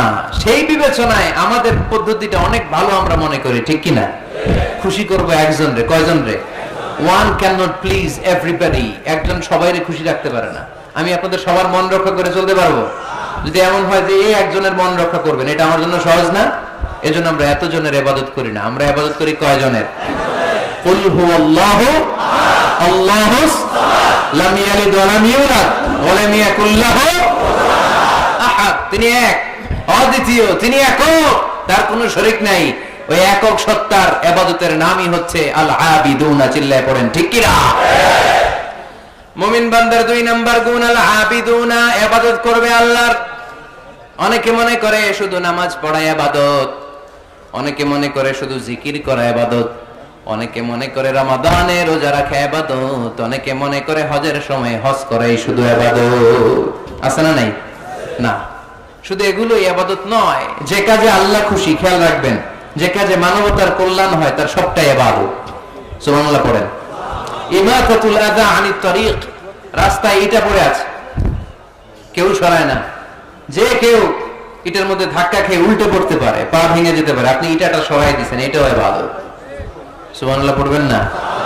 তাবাসসুমুকা ফি ওয়াজহি আখিকা সাদাকা, your smile to your brother, it's a charity. তুমি তোমার ভাইয়ের দিকে তাকিয়ে যে মুচকি হাসি মারলা, এটাও ইবাদত। তুমি তোমার স্ত্রীকে দেখে যে সালাম দাও, এটাও ইবাদত। স্ত্রীর সাথে যে আপনি অন্তরঙ্গ সময় কাটান, এটাও ইবাদত। সুবহানাল্লাহ পড়েন।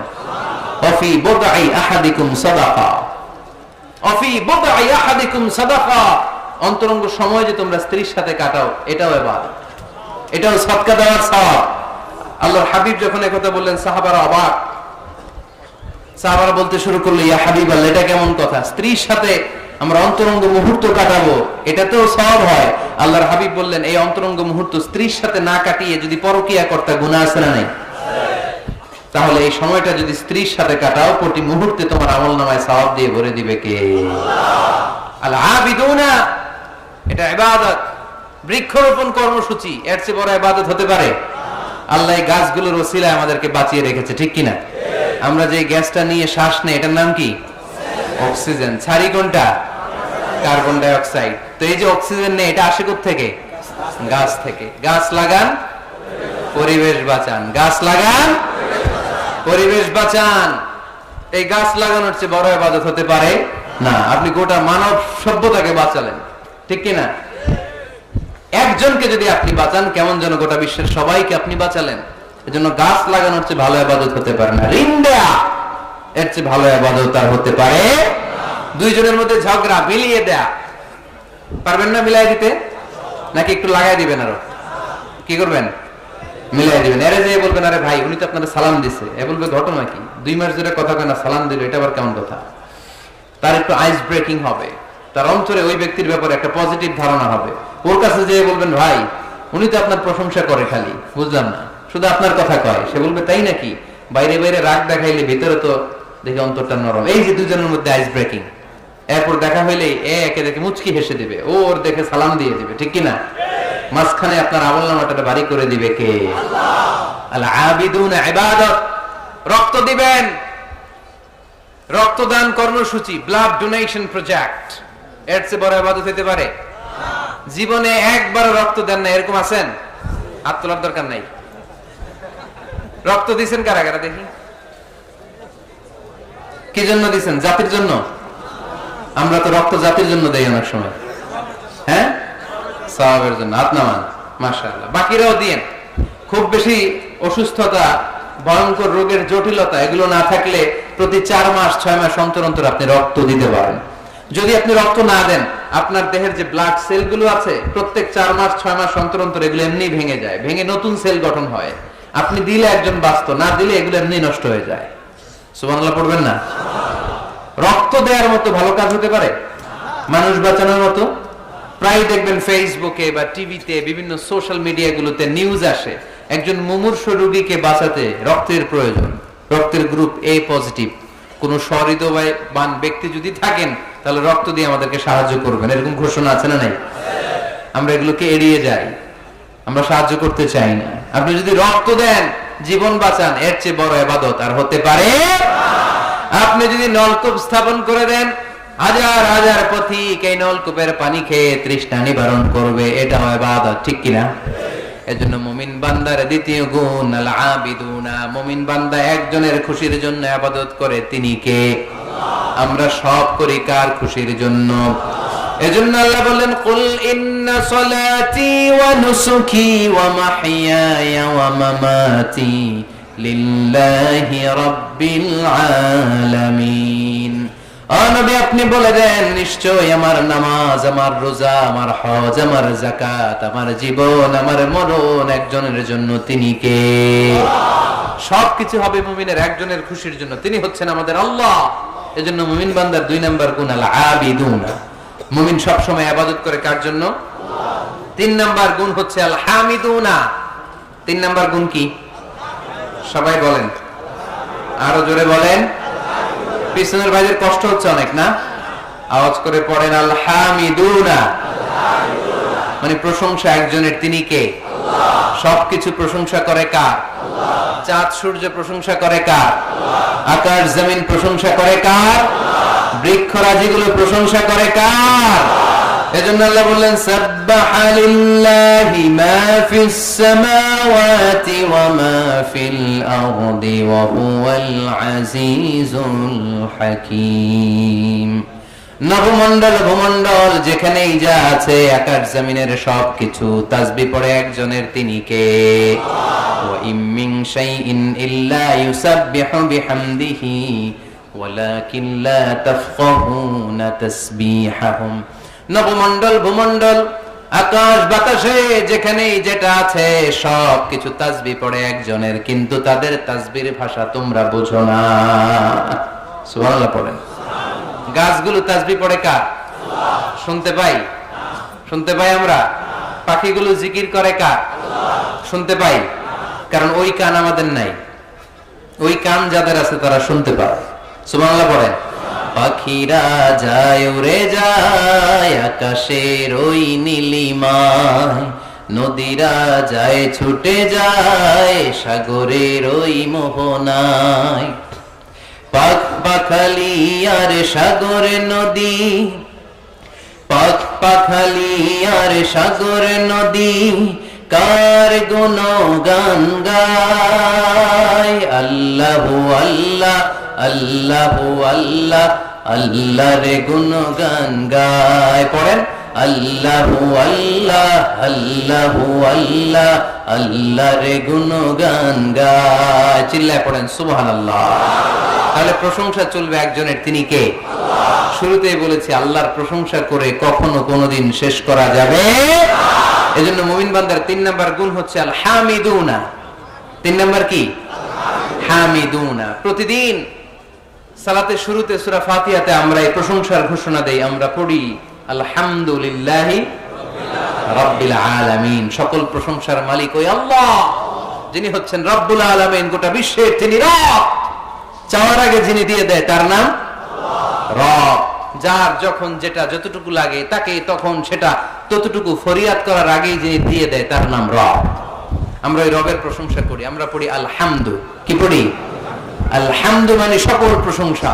আল্লাহর হাবিব সাল্লাল্লাহু আলাইহি ওয়াসাল্লাম কিয়ামতের দিন একটা পতাকা ধরে রাখবেন এইভাবে, ওই পতাকার মধ্যে লেখা থাকবে আলহামদু। কি লেখা থাকবে? এটাকে বলে লিওয়াউল হামদ। হামদের পতাকা। কারণ এই পৃথিবীতে আল্লাহ তাআলা সবচাইতে বেশি প্রশংসা যিনি করেছেন তার নাম মুহাম্মদ সাল্লাল্লাহু আলাইহি ওয়াসাল্লাম। মুহাম্মদ মানে প্রশংসিত।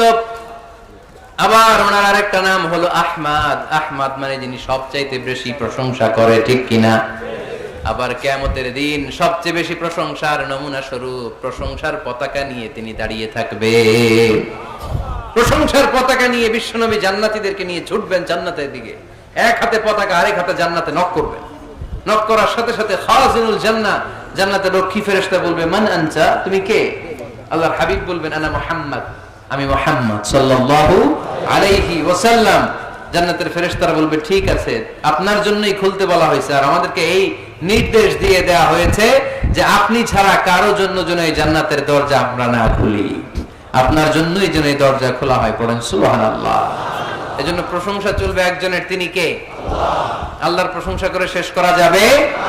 মুমিনদের বৈশিষ্ট্য, সব সময় আল্লাহর প্রশংসা করে। মুমিন সব সময় পড়ে আলহামদুলিল্লাহ। সব সময় কি পড়ে? আলহামদুলিল্লাহ। সুখ আছে আলহামদুলিল্লাহর ভিতরে। সুখ আছে কিসের ভিতরে? আওয়াজ করে সবাই পড়েন তো আলহামদুলিল্লাহ। মুমিন বান্দার 4 নাম্বার গুণ হলো আস-সাইহুনা। 4 নাম্বার গুণ কি? আস-সাইহুন। আস-সাইহুনের 3টা তাফসীর এসেছে, আওয়াজ করে পড়েন কয়টা? তাফসীরে এসেছে আস-সাইহুন এর মানে হচ্ছে আস-সাইরুন মানে ভ্রমণকারী। কুল সিরু ফিল আরদি ফানজুরু কাইফা কানা আকিবাতুল মুকাজ্জিবিন। জমিনের মধ্যে তোমরা ঘুরে বেড়াও, আর যারা মিথ্যাবাদী ছিল, যারা দাম্ভিক ছিল, তাদের পরিণাম কি হয়েছে তোমরা দেখে আসো। এজন্য দেখে দেখে অনেক কিছু শেখা যায়, ঠিক কি না? 10টা বই পড়ে আপনি যা শিখতে না পারবেন, 3 দিনের সফর থেকে আপনি বেশি শিখতে পারবেন, ঠিক কি না? এজন্য সফর করবেন, ঘুরতে যান, মিশরে যান, মিশরের পিরামিডে যান। এই পিরামিডের ভিতরে ফেরাউনের লাশ রাখা হয়েছিল, এখন সেখান থেকে এনে মিশরের জাদুঘরে রাখা হয়েছে। আপনি দেখলে বুঝবেন কেমন করে আল্লাহ একজন দাম্ভিক বাদশাকে শুটকির মতো বানিয়ে রাখতে পারে। ফাইম এলাকায় যান, ওখানে গেলে আপনি কারুনের ধ্বংসস্তূপ দেখতে পাবেন, যেখানে কারুনের সমুদয় সম্পদ সহ আল্লাহ জামিনের ভিতরে গেড়ে দিয়েছে। সম্পদের মালিক হয়ে সম্পদের পাহাড় বানিয়ে যারা দাম্ভিকতা দেখায়, তাদের নমুনা কি হতে পারে সেখানে আছে না নাই? আপনি জর্ডানে চলে যান, ওখানে আছে আল বাহরুল মাইয়িত, মৃত সাগর, ইংরেজিতে বলে ডেড সি, মৃত সাগর আছে না? সল্টের ডেনসিটি এত বেশি এই সাগরে, এই সাগরে কোনো মানুষ ডুবে না। আপনি ধপাস করে সাগরে পড়লে ডুববেন না, আপনি ভেসে থাকবেন, কারণ লবণের পরিমাণ খুব বেশি। এই সাগরের ভেতরে কোনো মাছ জন্মায় না, কোনো মাছ নাই, কোনো ব্যাঙ নাই, কোনো কাঁকড়া নাই, কিচ্ছু নাই, শ্যাওলাও জন্মায় না। এত লবণ, এটা গজবের জায়গা। লূত আলাইহিস সালামের কওমের লোকেরা সমকামিতা করত, ছেলে ছেলেতে বিয়ে, মেয়ে মেয়েতে বিয়ে। ইদানিং বাংলাদেশেও ঢুকতেছে এটা, নাউজুবিল্লাহ পড়বেন না? এগুলোরে ঠেকায় দেওয়া যাবে?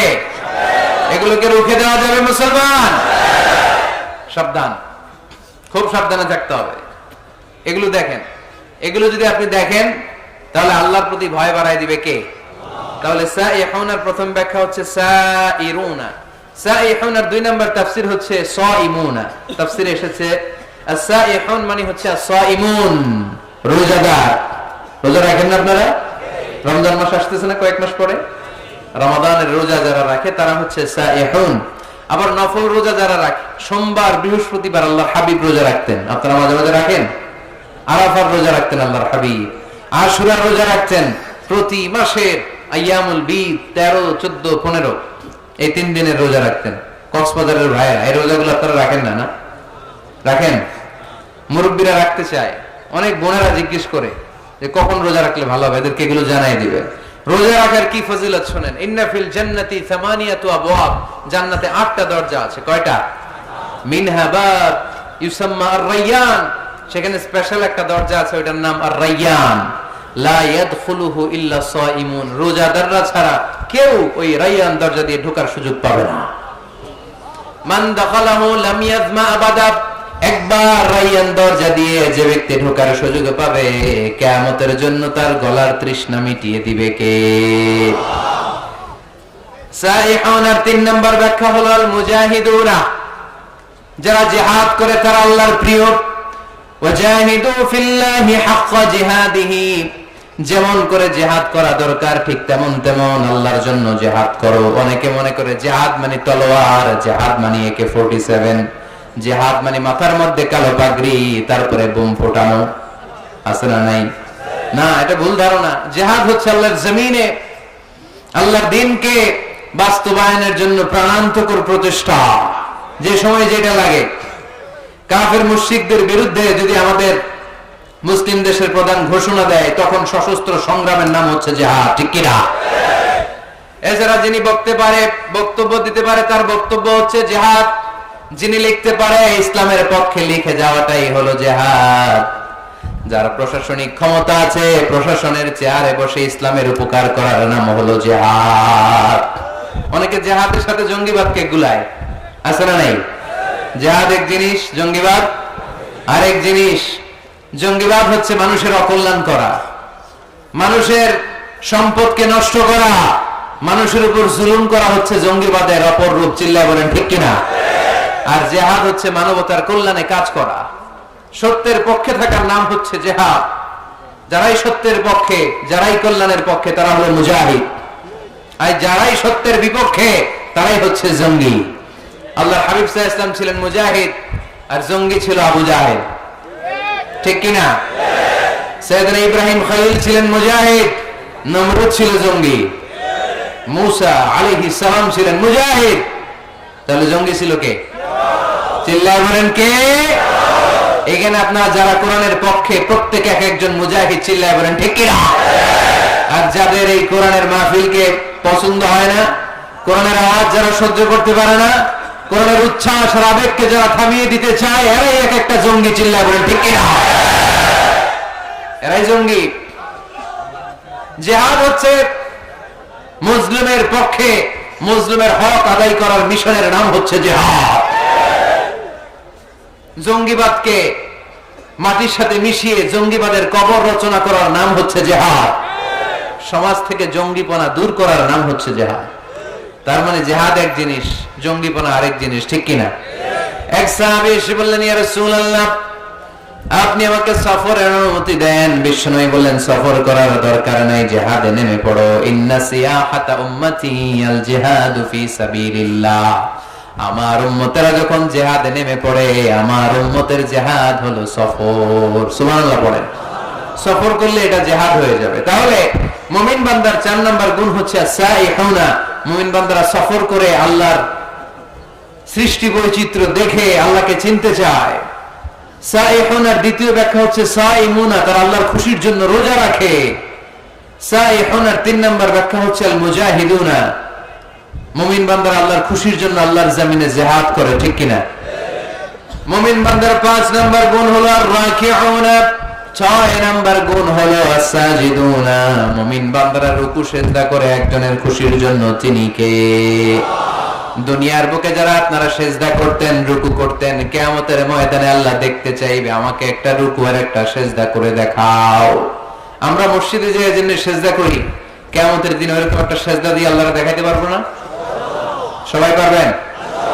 আল্লাহ বলবেন, সিজদা দাও, আমার দেখাও। ইয়াউমা ইউকশাফু আন সাaqi ওয়া ইউদআউনা ইলা সুজুদি ফালা ইস্তাতিউন। আল্লাহ বলবেন, কারা কারা সিজদা দিছিলা দেখাও। আমরা যারা দুনিয়াতে সিজদা দিয়েছি, আমরা আল্লাহু আকবার বলে সিজদায় লুটিয়ে পড়ব। ইনশাআল্লাহ পড়বেন না? ইনশাআল্লাহ। আর যারা দুনিয়ায় সিজদা দেয় নাই, এরা শত চেষ্টা করেও পিঠটা বাঁকাই করতে পারবে না। এদের পিঠটারে লোহার মতো শক্ত করে দিবে কে? আল্লাহ। আর রাকিউনা আস-সাজিদুনা, মুমিন বান্দারা রুকু সিজদায় লুটিয়ে পড়ে। বিশ্বনবীর রুকুর পিঠটা ছিল স্ট্রেট ফরওয়ার্ড, লা ইউকনিউ ওয়া লা ইয়াসুব ওয়া কানা বাইনা যালিক, স্ট্রেট ফরওয়ার্ড। পানি ভর্তি একটা গ্লাস যদি বিশ্বনবীর রুকু দেওয়ার পিঠের উপর রেখে দেওয়া হয়, গ্লাসটা কাঁপেও না, গ্লাস থেকে পানি পড়েও না। সুবহানাল্লাহ পড়েন। তার মানে পিঠটা বাঁকা ছিল না, কেন ছিল? হ্যাঁ, সোজা ছিল, খুবই সোজা, স্ট্রেট ফরওয়ার্ড। আল্লাহর হাবিব বলতেন, সবচেয়ে বড় চোর যে নামাজে চুরি করে। সাহাবারা বললেন, নামাজে কিভাবে চুরি করে ইয়া রাসূলুল্লাহ? আল্লাহর হাবিব বললেন, ইয়াসরিকু ফি রুকুইহি ওয়া সুজুদিহি, রুকু সিজদায় চুরি করে। রুকু থেকে দাঁড়িয়ে কয়েক সেকেন্ড সোজা হয়ে দাঁড়িয়ে থাকা, এটা ওয়াজিব, তা'দিলুল আরকান। অনেকেই দেখবেন রুকু থেকে কোন রকম মাথা তুলে সেজদায় দৌড় মারে, আছে না নাই?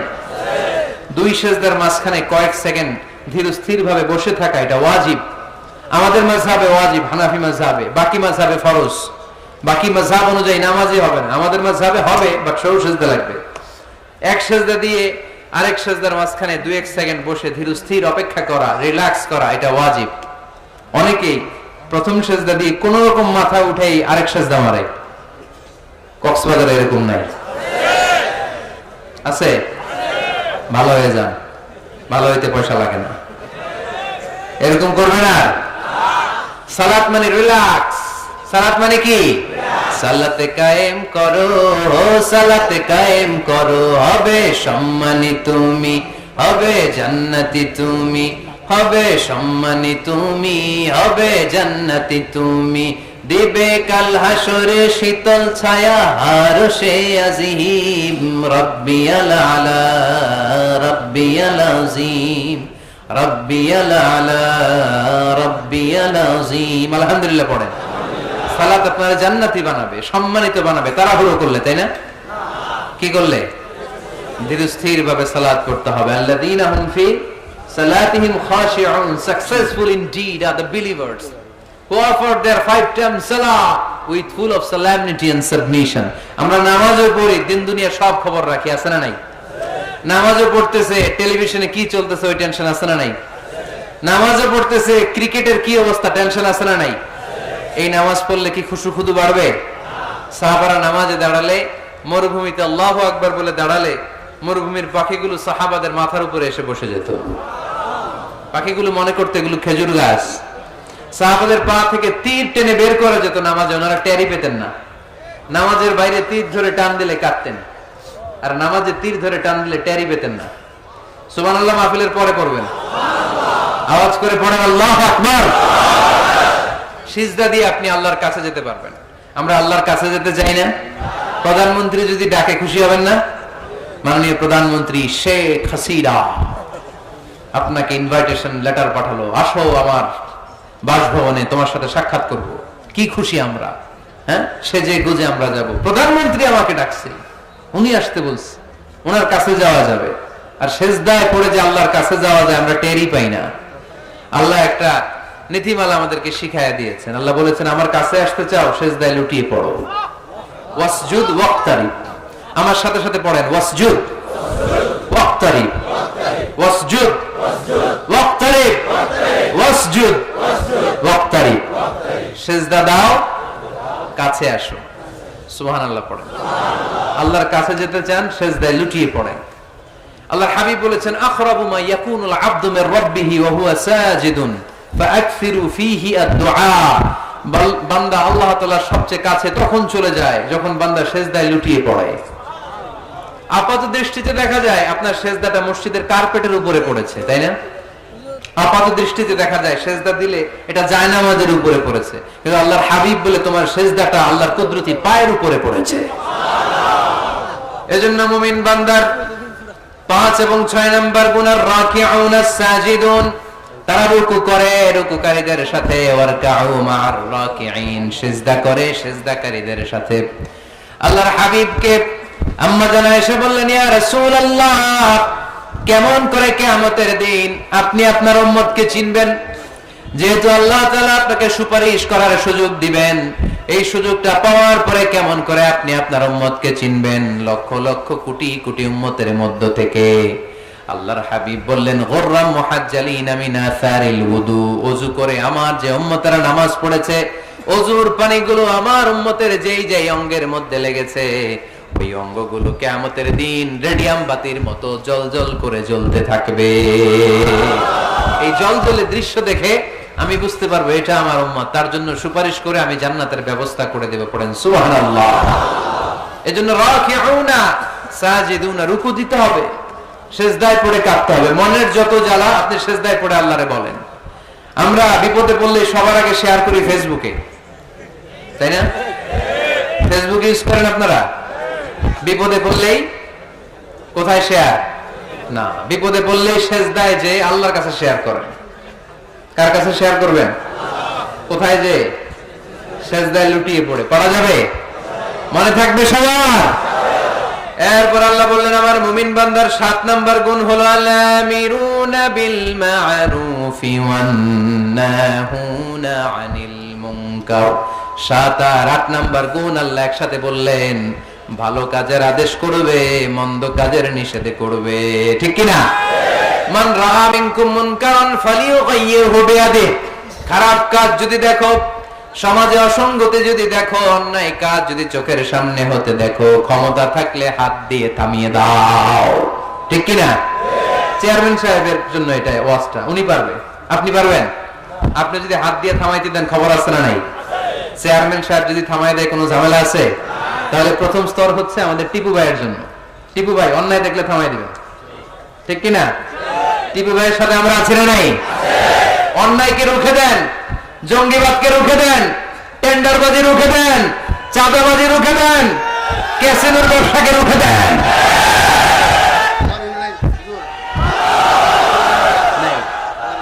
মাশাআল্লাহ।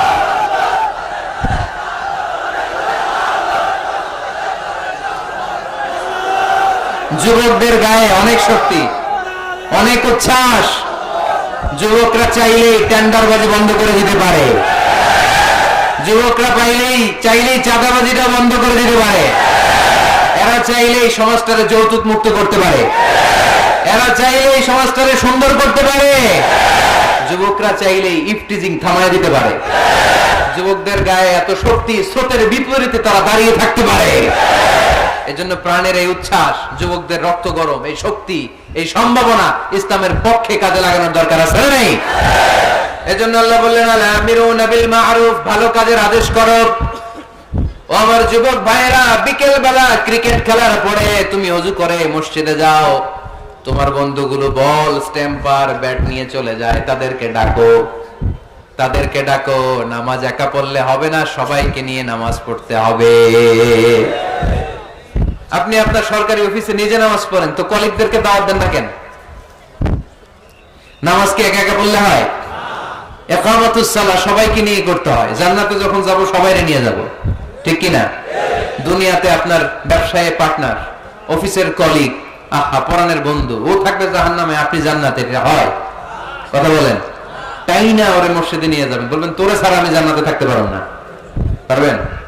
টানার সময় কি বলবেন?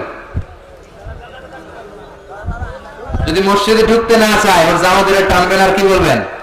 তোরে ছাড়া আমি থাকতে পারব না। বলা যাবে? বলা যাবে? তাহলে ভালো কাজ একা করলে হয় না, সালাত একা আদায় করলে চলবে না, যাকাত একা দিলে হবে না, ভালো কাজ নিজে নিজে করলে হবে না, ফ্যামিলির সবাইকে নিয়ে, বন্ধু বান্ধব সবাইকে নিয়ে করতে হয়। ঠিক কিনা? তোমরা ভালো কাজের আদেশ করো, মন্দ কাজের নিষেধ করো। তা'মুরুনা বিল মা'রুফি ওয়া তানহাউনা আনিল মুনকার। তা না হলে হে নামাজি, তা না হলে হে নামাজি, গজব নাজিল হবেই হবে, অশান্তি কোলাহল বাড়বে, সমাজ তো আর থামবে না, শান্তি তো আর আসবে না। পড়েন, ভালো কাজের আদেশ করো, মন্দ কাজের নিষেধ করো। সবাই পড়বেন, তোমরা ভালো কাজের আদেশ করো, মন্দ কাজের নিষেধ করো। তা'মুরুনা বিল মা'রুফি ওয়া তানহাউনা আনিল মুনকার। ঠিক কি না? ভালো কাজ একা করলে হয় না, ভালো কাজ সবাইকে নিয়ে করতে হয়। ভালো কাজের যেমনি আদেশ দিতে হয়, মন্দ কাজেরও নিষেধ করতে হয়। ঠিক কি না? আপনার সামনে আপনার বোনের বয়সের একটা মেয়েকে কিছু বকাটে ছেলেরা ইফটিজিং করে, আপনি দেখে না দেখার ভান করে চলে আসেন, এরকম আছে না নাই? দাঁড়িয়ে যান, থামায় দেন। আপনি ছেলেরা বেয়াদবি করলে থামায় দেন, রাস্তায় উল্টা পাল্টা করলে থামায় দেন, অন্যায় দেখলে রুখে দেন, তাহলে সমাজটা সোজা হয়ে যাবে। ঠিক কি না? তা না হলে আযাব আর গজব যখন আসবে, শুধু ওদের উপর আসবে না, আমাদের উপর আসবে। ঠিক কি না? বন্যা যখন আসে বাংলার জমিনে, যখন বন্যা হয়, শুধু হিন্দু ভাইরা ডুবে ডুবে মরে, শুধু নাস্তিকেরা মরে? খ্রিস্টানেরা মরে, বেনামাজি মরে, নাকি লগে নামাজিও মরে? নামাজিও মরে না? আপনি লঞ্চের 2 তলায় থাকেন, লঞ্চের কয় তলায়? নিচতলার এক লোক হাতুড়ি নিয়ে লঞ্চের তলা ফুটা করতে আরম্ভ করছে। আপনি ভাবলেন আমার কি, আমি থাকি 2 তলায়, ও ফুটা করলে ও মরবে। ও মরবে? ও মরবে? এই লঞ্চের ভরডুবি থেকে আপনিও বাঁচতে পারবেন না, চিল্লায় বলেন ঠিক কিনা? ও যখন মরবে আপনিও মরবেন। আযাব আর গজব যখন আসে, ওয়াত্তাকু ফিতনাতাল্লা তুসিবাল্লাযীনা যালামু মিনকুম খাসসা, ফিতনা যখন শুরু হয়, আযাব আর গজব যখন আসে, তখন খাস ভাবে শুধু জালিমদের উপরে আসে না, আলেমদের উপরও আসে, আল্লাহর ওলিদের উপরও আসে। তুমি দরগার মধ্যে বসে বসে জিকির করো, সমাজটারে ঠান্ডা করলা না কেন? তুমি তাসবিহ হাতে নিয়ে বসে আছো, সমাজের মধ্যে ক্যাসিনো ব্যবসা চলে কেমন করে? সমাজটারে তুমি চেঞ্জ করলা না কেন? তোরে বসে বসে জিকির করতে কইছে কে? তোরে তাসবিহ নিয়ে খেয়ে খেয়ে পেটটারে বড় করতে বলেছে কে? তুমি একা জান্নাতে যাবা, আযাব আর গজব তোমারও ছাড়বে না, চিল্লায় বলেন ঠিক কিনা? ডেঙ্গু যে হয়েছিল বাংলাদেশে কিছুদিন আগে, শুধু হিন্দুরা মরছিল? সব নাস্তিকগুলা মরে গেছিল? মুসলমানও মরছে, ঠিক কিনা? মুসা আলাইহিস সালাম আল্লাহর প্রশ্ন করলেন, আল্লাহ আপনি যখন আযাব দেন, গজব দেন, ওই এলাকার সবার উপরে দেন কেন? আযাব আর গজব তো নাফরমানদেরকে দিবেন, ওই এলাকার ভালো লোকদেরকেও দেন কেন? ভূমিকম্পে শুধু হিন্দুরা মরে না কেন, কাফেররা মরে না কেন, মুসলমানরা মরে কেন? নাস্তিকগুলো মরে না কেন, নাস্তিকগুলো মরে কেন? আপনি বাইসে বাইসে আযাব দিতে পারেন না? আল্লাহ বললেন আমি উত্তর দিব না, কিছুক্ষণ পরে নিজেই উত্তর পেয়ে যাবা। মুসা আলাইহিস সালাম হাঁটতে হাঁটতে হঠাৎ ক্লান্ত হয়ে পড়লেন, একটা গাছের নিচে তিনি শুয়ে পড়লেন। হঠাৎ করে ঘুম চলে আসলো। ওই গাছের পাশে ছিল বিষ পিঁপড়ার বাসা। বিষ পিঁপড়া চিনেন? কামড় দিলে খুব আরাম লাগে, তাই না? কেমন লাগে? ব্যথা লাগে? খুব ব্যথা লাগে না? 3-4টা বিষ পিঁপড়া এই বিষ পিঁপড়ার বাসা থেকে এসে সাইয়েদনা মুসা আলাইহিস সালামের পায়ের মধ্যে কামড়াতে আরম্ভ করলো। মুসা আলাইহিস সালামের মেজাজ তো খুব নরম ছিল, তাই না? খুব গরম মেজাজের নবী ছিলেন, রেগে যেতেন, খুব সাহসী ছিলেন। এই 2টা ক্যারেক্টার খুবই সাহসী। এক হচ্ছে মুসা আলাইহিস সালাম, আর এক হচ্ছে সাইয়েদনা ওমর ফারুক, ঠিক কিনা?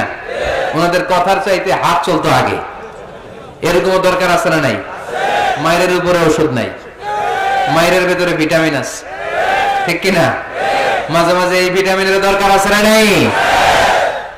শুয়ে রইলেন মুসা আলাইহিস সালাম। 3-4টা বিষ পিঁপড়া এসে পায়ে কামড়ানো শুরু করলো।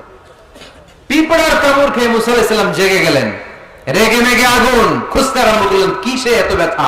দেখে পিঁপড়ায় কামড়ায়। এই 3-4টা তো মারলই, পাশে দেখে পিঁপড়ার বাসা, পুরা বাসাটারে পা দিয়ে ভেঙে চুরে ছারখার। রব্বুল আলামিন ডেকে বললেন, মুসা পিঁপড়া কামড় দিছিল কয়টা? কয় 3টা। তাহলে পুরা পিঁপড়ার বাসা ভাঙলা কেন? কামড় দিয়েছে 3-4টা পিঁপড়া, পুরো পিঁপড়ার বাসাগুলোরে ডলে ডলে পিষে শেষ করলা কেন? আল্লাহ ডেকে বললেন, মুসা আযাবার গজব যখন আমি পাঠাই, আমি বাছায় বাছ বিচার করে পাঠাতে পারি না। আযাব পাঠালে জালেমরা যেমনি মরে, আলেমরাও মরে। এজন্য আপনি আলেম হয়ে বসে থাকলে, খানকার ভিতরে বসে থাকলে দেশ চলবে না। খানকার ভিতরে বসে থাকলে গোটা বিশ্ব যদি শয়তানের রাজ্য চলে, আপনি মুক্তি পাবেন না। গোটা বিশ্বটা ঠিক করার জন্য আল্লাহ আপনারে পাঠাইছে। এত মানুষের দরকার নাই, সংস্কারবাদী একজন পারে বাংলাদেশকে সংস্কার করে দিতে, ঠিক কিনা? যুগ জামানা পাল্টে দিতে চাই না অনেকজন, এক মানুষই আনতে পারে জাতির জাগরণ। এক মানুষই বিপদকালে বাঁচায় কাফেলায়, ক্ষুদ্র ডিঙ্গি বাঁচায় জাহাজ অসীম দরিয়ায়। এজন্য একা একা মুসল্লি সাইজেন না, সমাজটারে মুসল্লি বানাইতে হবে। একা একা সালাত পড়েন না, আশেপাশে সবাই নিয়ে মসজিদে ঢুকতে হবে। আওয়াজ তুলে বলেন ঠিক কিনা? এজন্য আল্লাহ বললেন, আল আমিরুনা বিল মারুফ ওয়ান নাহুনা আনিল মুনকার, ভালো কাজের আদেশ করবে, মন্দ কাজের নিষেধ করবে। মন্দ কাজ যদি, খারাপ কাজ যদি কেউ দেখে, ক্ষমতা থাকলে টিপু ভাইয়ের মতো হাত দিয়ে থামায় দেন। ক্ষমতা না থাকলে মুখ দিয়ে এটার বিরুদ্ধে বলতে আরম্ভ করে দেন, ফেসবুকে লেখালেখি শুরু করে দেন। তাও যদি না পারেন, মনে মনে ওইটারে ঘৃণা করেন, মনে মনে প্ল্যান প্রোগ্রাম করেন কেমন থেকে এই সমস্যাটা সমাজ থেকে দূর করা যায়, ঠিক কিনা? চুপ থাকা যাবে না, অন্যায় দেখে চুপ থাকা যাবে? আস-সাকিতু আনিল হাক্কি শাইতানুন আখরাস, অন্যায় দেখে যেটা চুপ থাকে, বিশ্বনবী বললেন এটা মুমিন নয়, এটা বোবা শয়তান। আল আমিরুনা বিল মা'রুফ, ভালো কাজের আদেশ করবে মুমিনেরা, ওয়ান নাহুনা আনিল মুনকার, খারাপ কাজ দেখলে নিষেধ করবে। সর্বশেষ গুণ আল্লাহ বললেন 9 নাম্বার গুণ, ওয়াল হাফিযুনা লিহুদুদিল্লাহ ওয়া বাশশিরিল মুমিনিন, মুমিন বান্দারা আল্লাহর দেয়া হুদুদকে লঙ্ঘন করে না, আল্লাহর দেয়া যে সীমানা এটাকে লঙ্ঘন করে না, এটাকে হেফাজত করে। হুদুদুল্লাহর দুইটা তাফসীর এসেছে। তাফসীর নাম্বার 1 ফারাইদুল্লাহ, মুমিন বান্দারা আল্লাহর দেয়া ফরজকে কখনো নষ্ট করে না। আপনি সমস্যায় আছেন, ব্যস্ত, নফল ছেড়ে দিলে মাফ করে দিবে কে? কিন্তু ফরজ সাল্লাল্লাহু মাফ করবে? সফরের মধ্যে 4 রাকাতে 2 রাকাত বানাই দিছে কে? সুন্নতগুলোকে বাদ দিয়ে দিছে কে? কিন্তু ফরজ বাদ দেয়া যাবে? কথা বলেন। মুমিন বান্দারা ফরজের ব্যাপারে কখনো কোনো কম্প্রোমাইজ করে না। আল হাফিযুনা লিহুদুদিল্লাহ আই হাফিযুনা লিফারাইদিল্লাহ। 2 নাম্বার তাফসীর, আল হালাল ওয়াল হারাম, মুমিন বান্দারা হালাল হারামকে সব সময় সংরক্ষণ করে, হালাল হারামকে কখনো মিশাতে চায় না। অনেকে আছে ইনকাম যখন করে হালালও খায় হারামও খায়, আছে না নাই? এমনি কামায় 2 হাতে, ডান হাতেও নেয় বা হাতেও নেয়, গাছেরটাও খায় তলারটাও খায়, আছে না নাই? হালাল হারামকে মিশ্রণ করে ফেলে, আছে না নাই? না, মুমিনরা কখনো হারাম খেতে পারে না। মুমিনরা সব সময় হালাল অবলম্বন করে। হালালে বরকত, হালাল পরিবেশ বান্ধব, হালালটাই রুচিসম্মত, হালালটাই সম্মানজনক, ঠিক কিনা? হারামে কোনো বরকত নাই, বরকত সব হালালে। বলেন তো, গরু খাওয়া হালাল না হারাম? সবাই বলেন। কুকুর খাওয়া? কক্সবাজারে কি জবাই হয় বেশি প্রতিদিন কসাইখানায়? গরু না কুকুর? কুরবানিতে কি জবাই করেন? বিয়ের অনুষ্ঠানে, সুন্নাতে খাতনায়, সব জায়গায় গরু জবাই হয়। কুকুর জবাই হয়?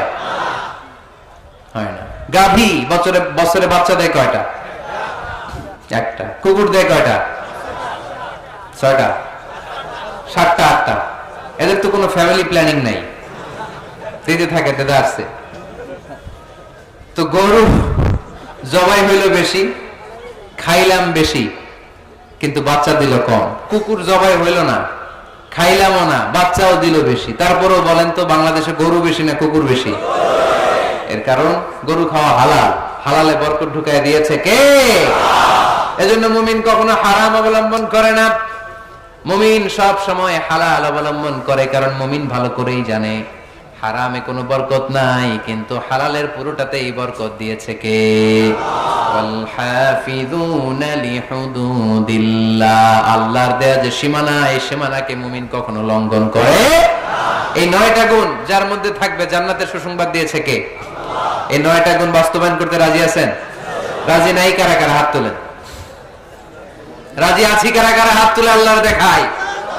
লিল্লাহি তাকবীর, লিল্লাহি তাকবীর, লিল্লাহি তাকবীর। হাত নামান। 1 নাম্বার গুণ হচ্ছে আমাদের ভুল হবে, পাপ হবে। পাপ নাই এমন কেউ নাই, ঠিক কি না? পাপ হলেই তওবা করব কার কাছে? 2 নাম্বার ইবাদত করব কার? 3 নাম্বার প্রশংসা চলবে কার? 4 নাম্বার রোজা রাখবো কার জন্য? 5 নাম্বার রুকু করব কার জন্য? সিজদা করব কাকে? স্লোগানটা মনে আছে? ওয়াসজুদ ওয়াক্তারিব, ওয়াসজুদ ওয়াক্তারিব। সিজদায় লুটিয়ে পড়ো আর আমার কাছে আসো, সুবহানাল্লাহ পড়েন। তারপরে সৎ কাজের আদেশ করো, অসৎ কাজের নিষেধ করো। আল্লাহর দেয়া যে বিধান, হালাল হারামকে লঙ্ঘন করা যাবে না, হালালকে অবলম্বন করতে হবে, হারাম থেকে বেঁচে থাকতে হবে। তাহলে জান্নাতের অধিকারী বানায় দিবে কে? আল্লাহ আমাদের সবাইকে কথাগুলো বুঝার আমল করার তৌফিক দান করুন। আমরা পড়ি আমিন।